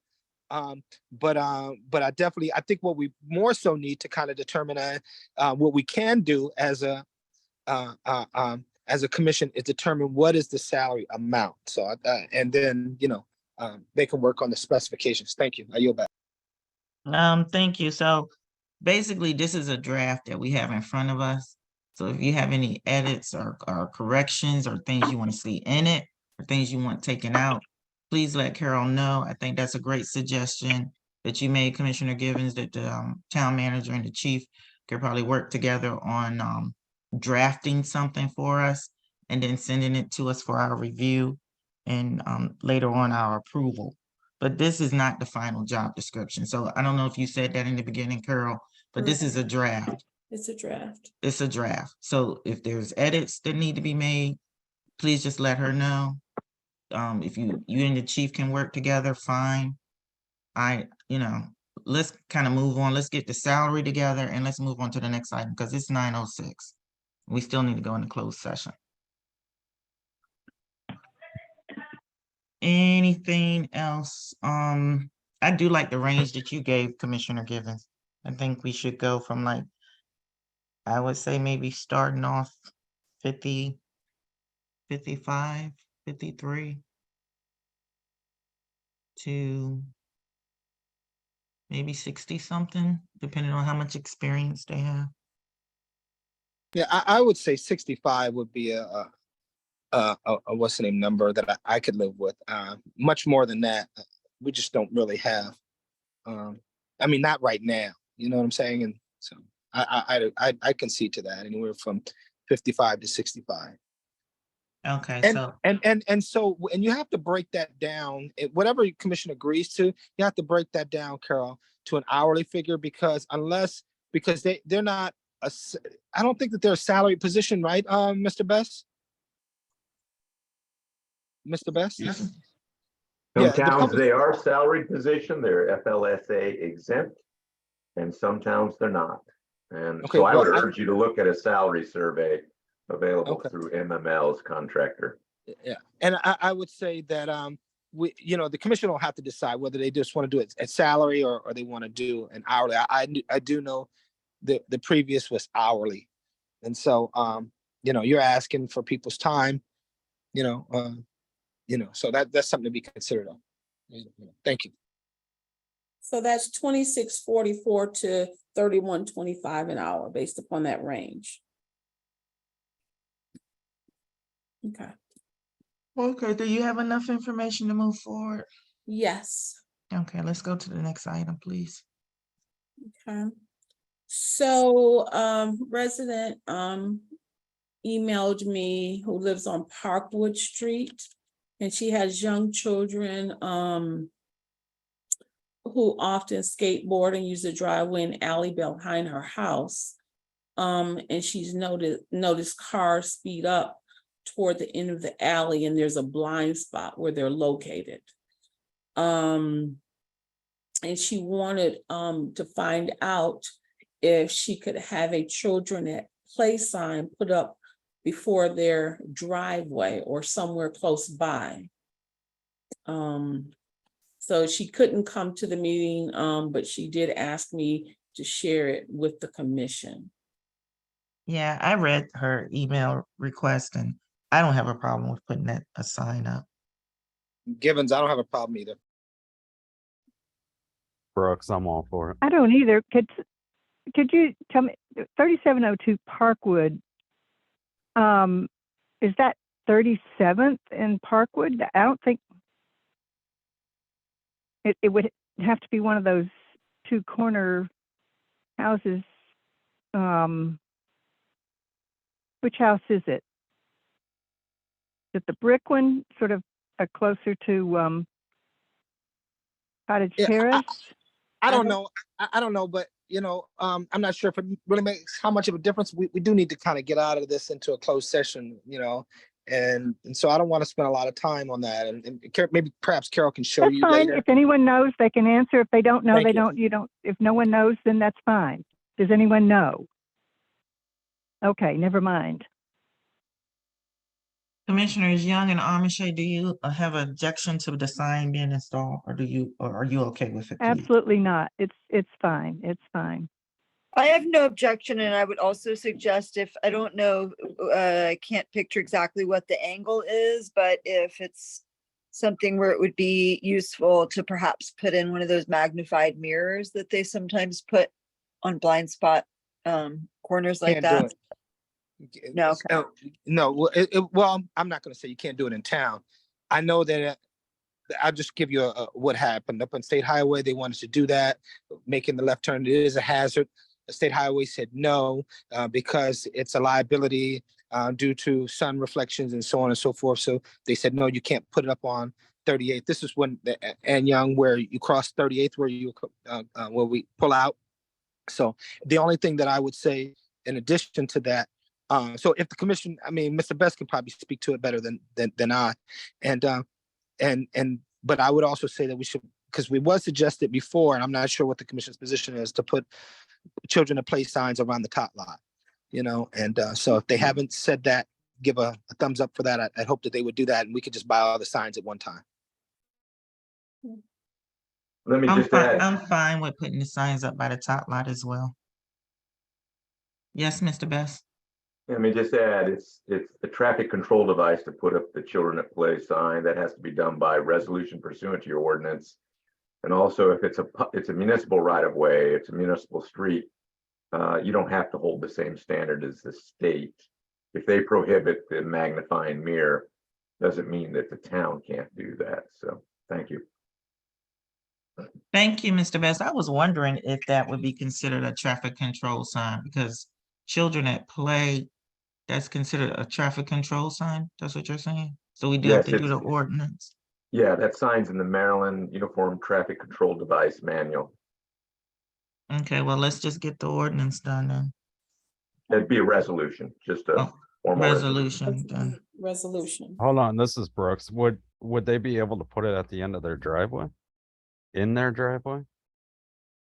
Well, she said if it's not in the driveway, somewhere close by. Yeah. I think So she's what- referring to out on Before our that grassy driveway. knoll. Yeah, she said before our driveway somewhere. It's probably out on that grassy knoll, Mhm. you know. And she said there's some electric poles nearby that are probably good spots for it.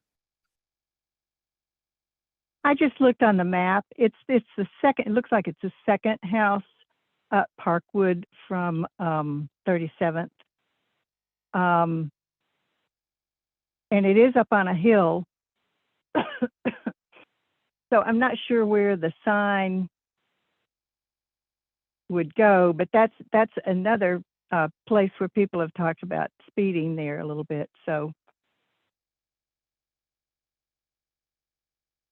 Well, it sounds like we're all in agreement that the sign can go up. We just need to do the proper paperwork to get it done. So Carol, can you work with Mr. Best to get that resolution Yes. in place? Thank you. Let's move on. For that one and the tot lot. Yeah. Yes, let's move on. Code enforcement report.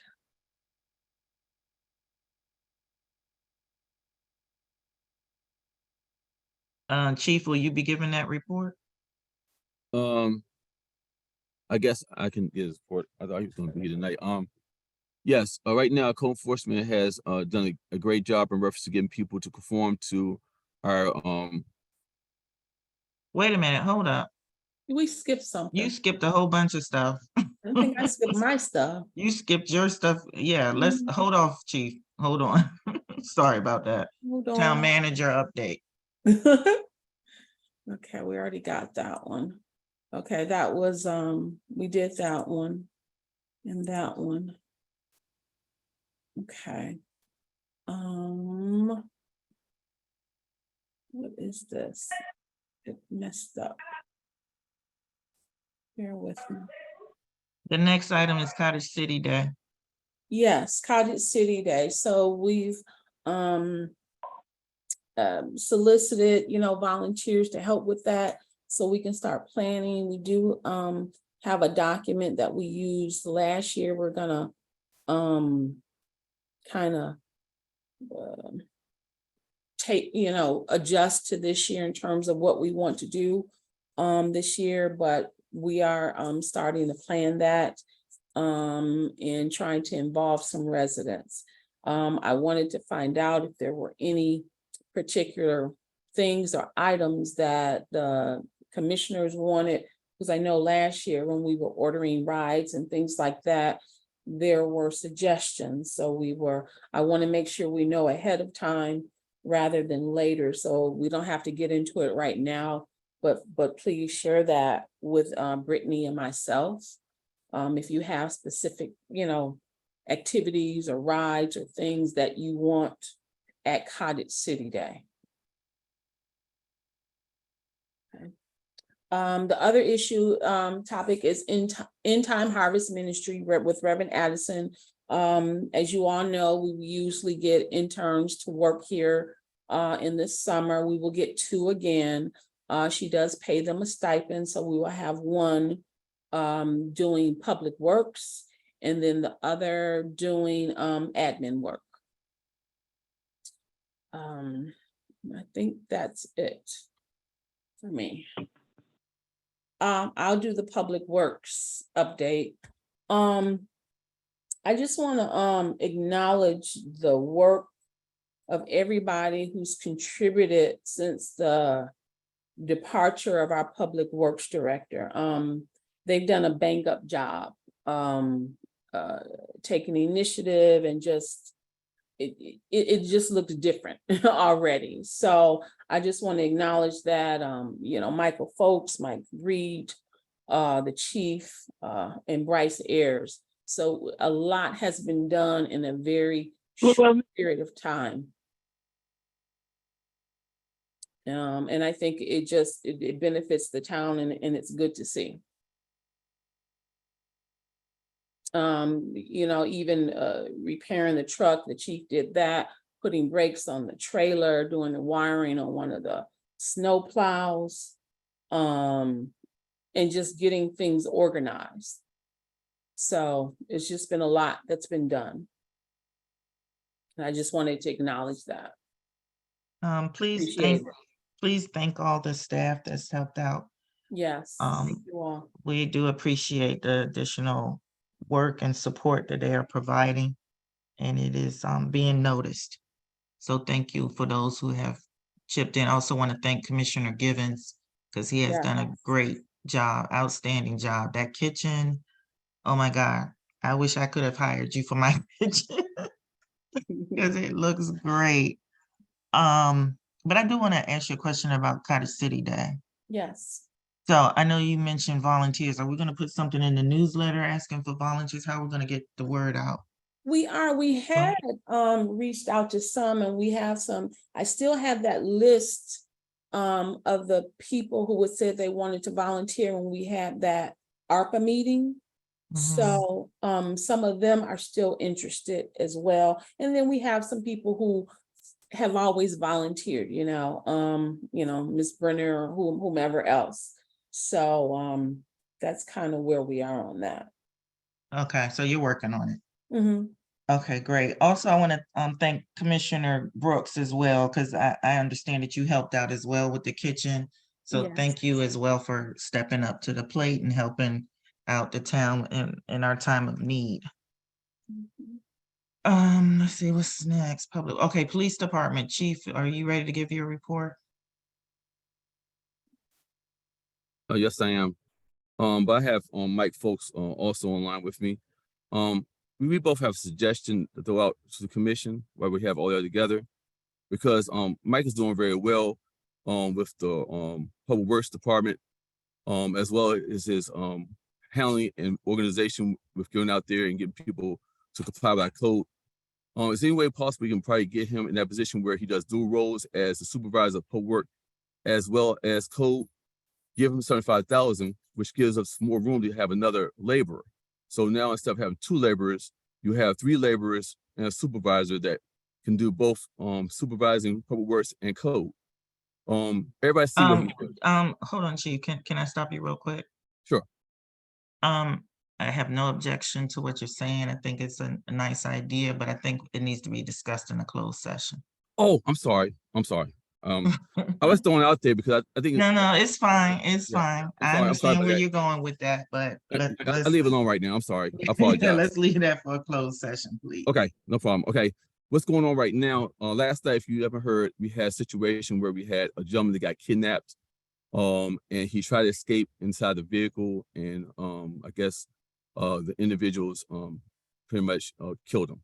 What happened was once they saw a police officer behind them, they tended to go across the bridge coming toward our town, and they started bailing out the vehicle while the car was in motion across the bridge. 2 of the individuals exited the vehicle and ran on 43rd Avenue and got into another vehicle that was waiting for them over there and fled the area in that vehicle. Officers came to the scene. County homicide detectives came in the area. Because of our ring cameras on that street, we got a lot of good information. So I'm encouraging our community to go ahead and come down and get a ring camera. I know we gave out several, but I want to give out more. We have more left, and it shows how important it is for us to have eyes on our streets. And also I want to thank a couple of the residents on 43rd that called me up and gave me detailed information that helped with getting some information out to the officers who were on the scene. So it's a team effort, and I really appreciate those that stood up and gave me a call and gave me detailed information. Our numbers did go up high. Matter of fact, everybody's numbers went up high in the area. We're working with the Chiefs Association to go ahead and come up with more ideas on how we can actually move to get some kind of way to address some of the issues coming from DC. We have this group that's coming from DC into our area and taking vehicles and dropping off vehicles. We had a couple of vehicles that dropped off on Shepherd Street. I'm trying to see if possible I can get another camera so I can put one down at that dead end of Shepherd Street. And also try to find out ways we can light that Shepherd Street up a little bit, because right now the dead end of Shepherd is kind of dark. And see if we can clear out some of that brush or that overgrowth down there on that fence to actually give that opportunity to those 2 houses on the corner, on the ends, be able to see what's going on at that dead end, because the way their houses are positioned and the overgrowth on the fence, they can't see that dead end from the house, and they feel uncomfortable walking out to their driveways with a blind spot. So I did talk to the town manager about it, and I think she's going to try to see if we can do something with Public Works to go down there to try to air it out, and also talk with the towers and see if they can help us clean their side of the fence. In reference to Yeah, I actually did speak to the head of the real estate division today for the Housing Authority, and he is going to address that. Well, thank you very much. Also, we are giving out clubs. We took care of all the ones that had the Kias and the Hyundais in our town. So every person in our town that has a Hyundai and a Kia, we gave out clubs. So we do have clubs left over.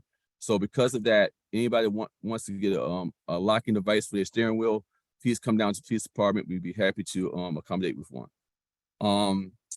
In reference to partnerships, we are working very closely with Public Works due to the fact that we have everybody has to step up to help each other out. I'll let Mike Folks talk about that when he gets to his code enforcement. I do have good news. Last month, we did have an officer that was now a new father. He has a baby boy. That's Officer Perez. And I just want to let everybody know that the baby's healthy, he's doing well. And that's all I have. Okay, thanks, Chief. Please congratulate Officer Perez on the new addition to his family. Did we do anything? Did we take a collection, or was there a baby shower or anything? Do you Yes, know? the police department sent clothes for the baby. My wife also she sent clothes. I think the town manager she sent some flowers to the mother, and a card was sent out. A gift card? Yes.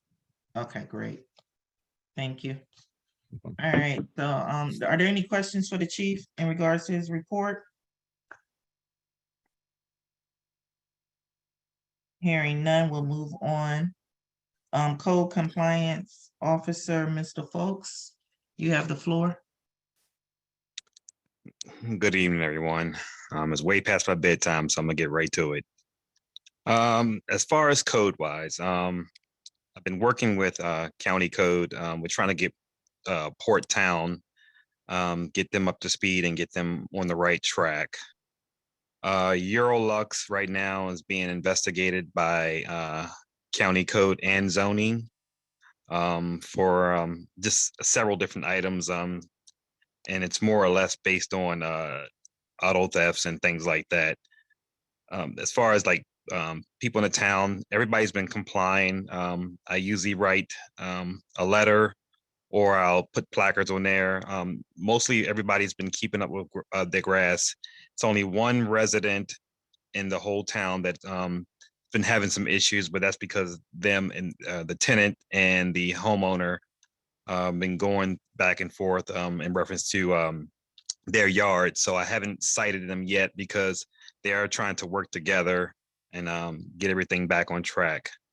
I've been helping out with public works so far. There's been a lot of things that's been going on with public works that needed to be addressed. Myself and chief and the workers now, the morale is starting to go back up, which is good. We got a lot of things that were inoperable back to being operable again. Everything's been cleaned up. The public works building actually looks, it's a 360-degree turnaround for what it looks like now. So the vehicles, everything is back up and running. There are a lot of vehicles down. Now they are actually in working order. And we did a lot of different things in the past 2 days. We got a lot of things accomplished. So that's pretty much my report, because again, the town has been doing their part. I've been trying to get together with, again, some of the residences. Like I tell people, if you have trash in front of your residence, do us a favor and help us clean it, keep your area clean and just keep your grass cut. And, everything else is pretty much, working itself out. I think people are starting to understand that, we're not there to harm them. We're there to help them. So hopefully we can keep this thing rolling and keep the town looking good. Okay, great. Thank you so much. Are there any questions or comments for Mr. Folks? All right, hearing none, we'll move on. Chief, I know when we had Mr. Redding, we usually would let him speak earlier during the meeting. Do you think that is something that Mr. Folks, would you prefer to speak earlier in the meeting? Because I realize it's late. Yeah, that's definitely for him because he has to get on the road early in the morning to get to work. Okay, so Ms. Richardson, in the future, can you move the code compliance officer report to the beginning of the meeting, please? Yes. Thank you. And we also have something else to talk about, but can we talk about that in closed session real quick before y'all go into some other things, if possible? This is a reference to code enforcement officer. Sure. Thank you. I think next is Ward 1, your report, Commissioner Young. Yes, okay, just a couple things.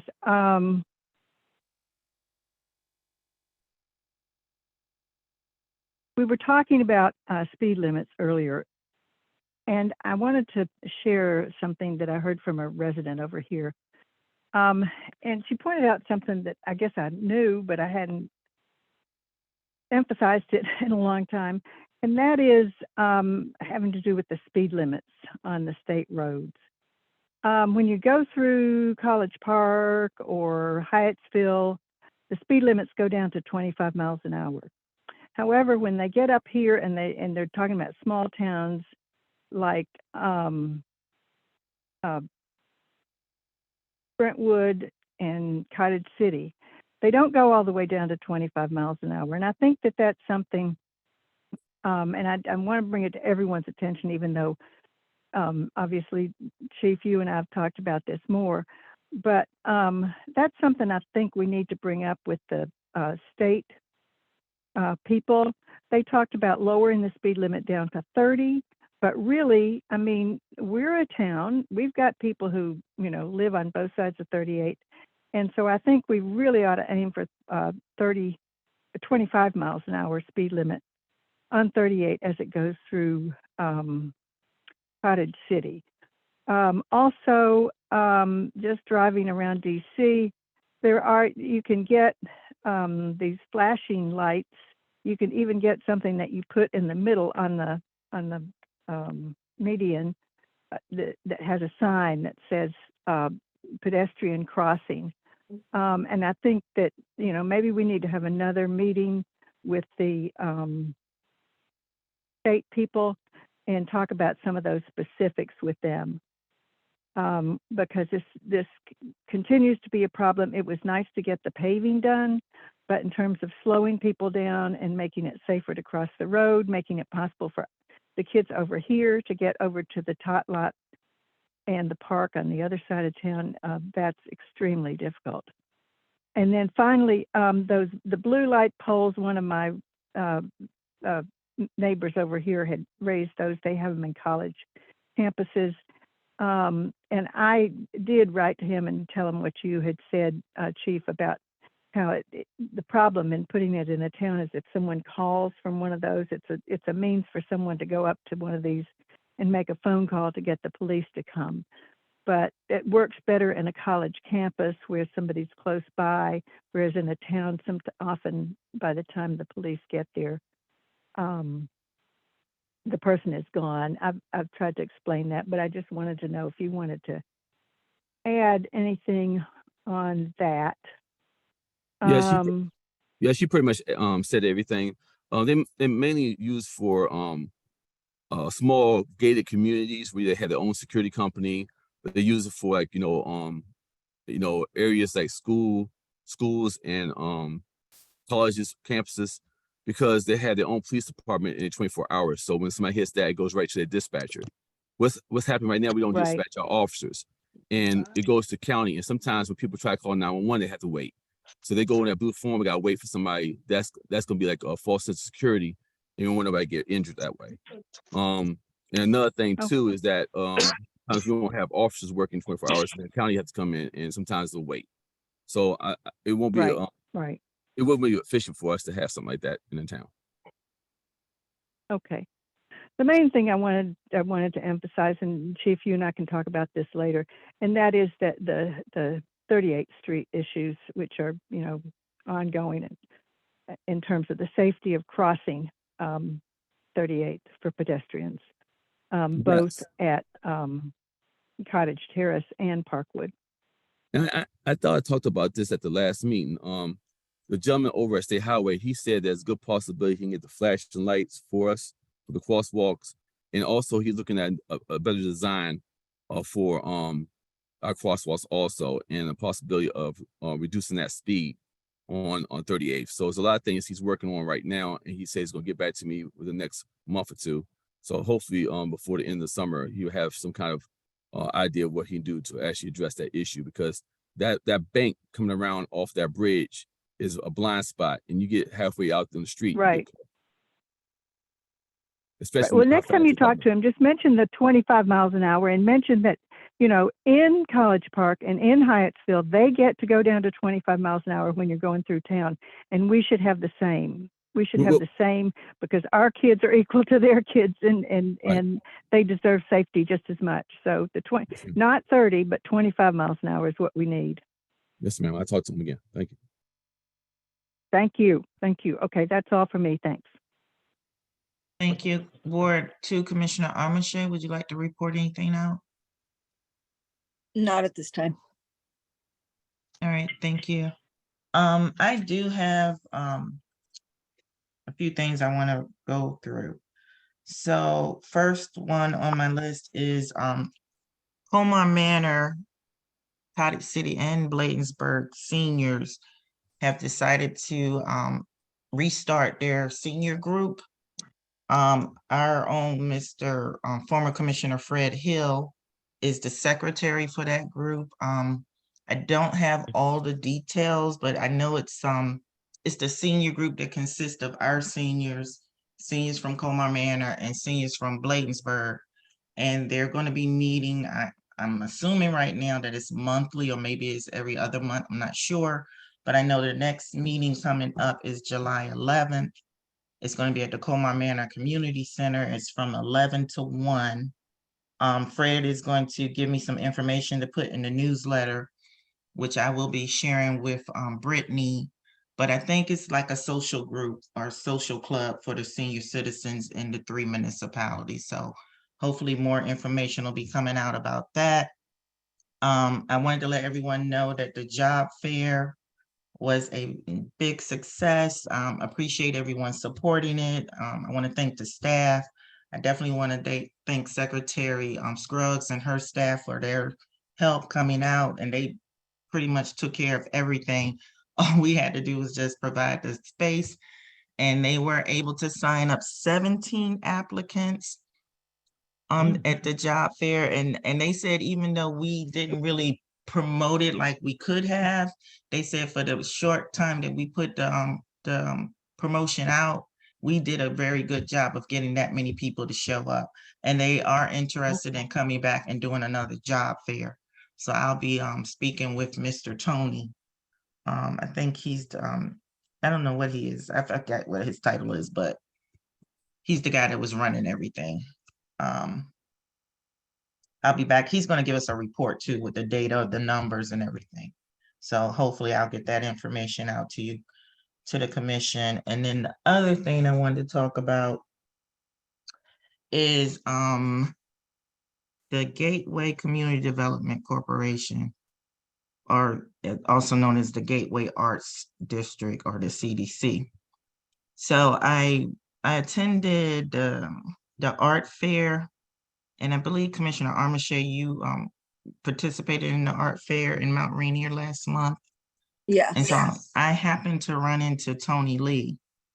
And I think he's like the CEO of the Gateway CDC.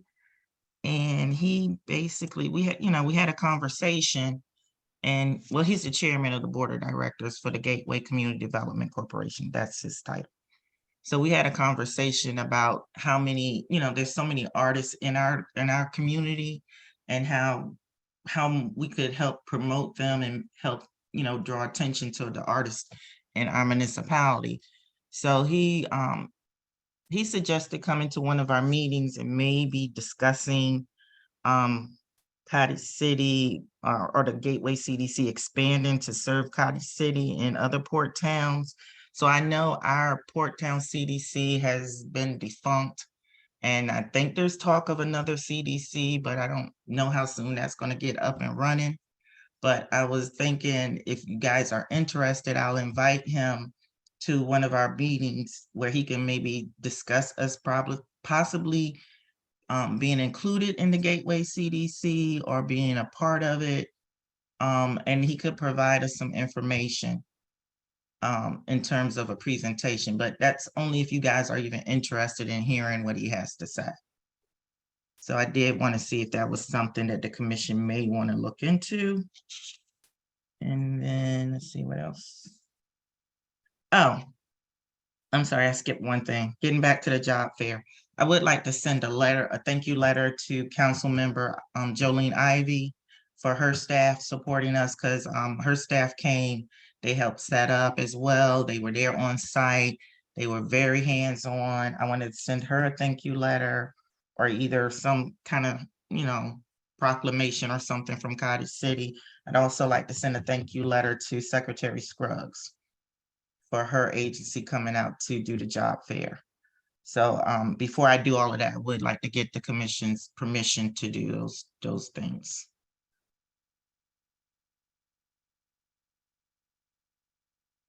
Or if you don't want to send a thank you, I don't have to. You're Yes, fine with me.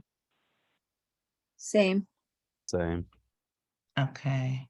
And I Okay. also definitely would love for you to invite Leo, whatever you said his name is, to the meeting. I've been advocating for a while that it would be great if Cottage City could be included in the Gateway Arts District.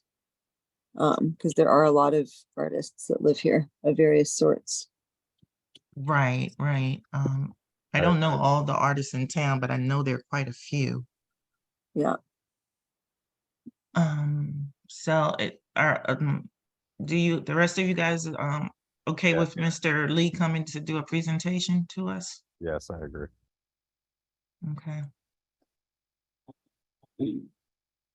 All right, I'll work with Carol to get that set up.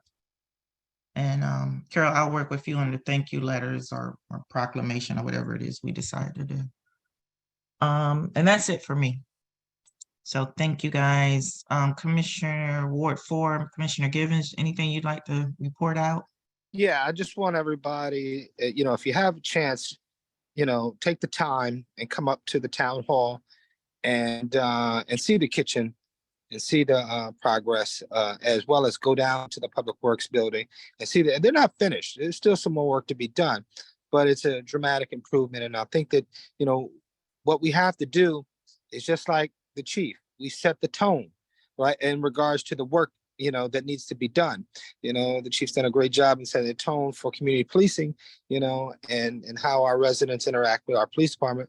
And I think that we set the tone starting off from this position. So when someone comes in new, we give them an opportunity not to be pulling their hair out, but to continue the expectation of what it is that we expect and to improve on that. So I just hope that you all will take some time and it is in phases right now. We're going to get the floor done and then we got to get the countertops done. But it is a work in progress. So I thank everybody for all their help, and we're going to get those bricks up tomorrow on the wall, artists. Don't worry about it; it's coming. So by tomorrow evening, it'll be done. I promise you. And we've gotten some. I did some of the. There's these huge gaps. It's a long story, but we've got some more sidewalk work done, and we're going to continue to improve on what we need to be. So. Well, right now we're doing okay, and I just want to thank everybody for all their hard work, and let's continue to move forward. Thank you. At large Commissioner Brooks, would you like to report anything out? No, for the interest of time, I'm going to give my time back tonight. Thank you. All right. So, man, I had the meeting form in front of me. Now I can't find it. I just had that daggone form. But we do need to go into a closed session.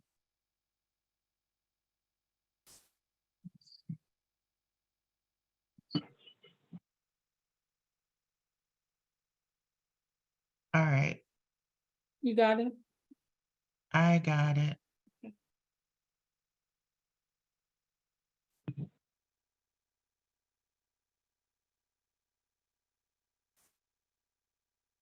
Okay, statutory authority to go into closed session, state government article 10-508A to discuss the appointment, employment, assignment, promotion, discipline, demotion, compensation, removal, resignation, or performance evaluation of appointees, employees, or officials over whom it has jurisdiction, or any other personnel matter that affects one or more specific individuals, and to consult with our counsel to obtain any legal advice.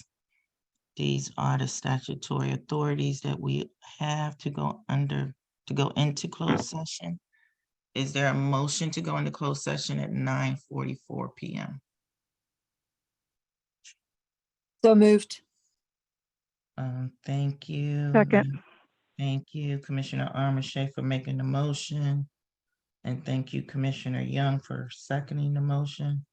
We're gonna call for the vote. All in favor to go into closed session, please say aye. Gibbons, aye. Brooks, Young, I. Wheatley, aye. Marche, aye. Motion passes. We are now in closed session. Please stop please pause the recording.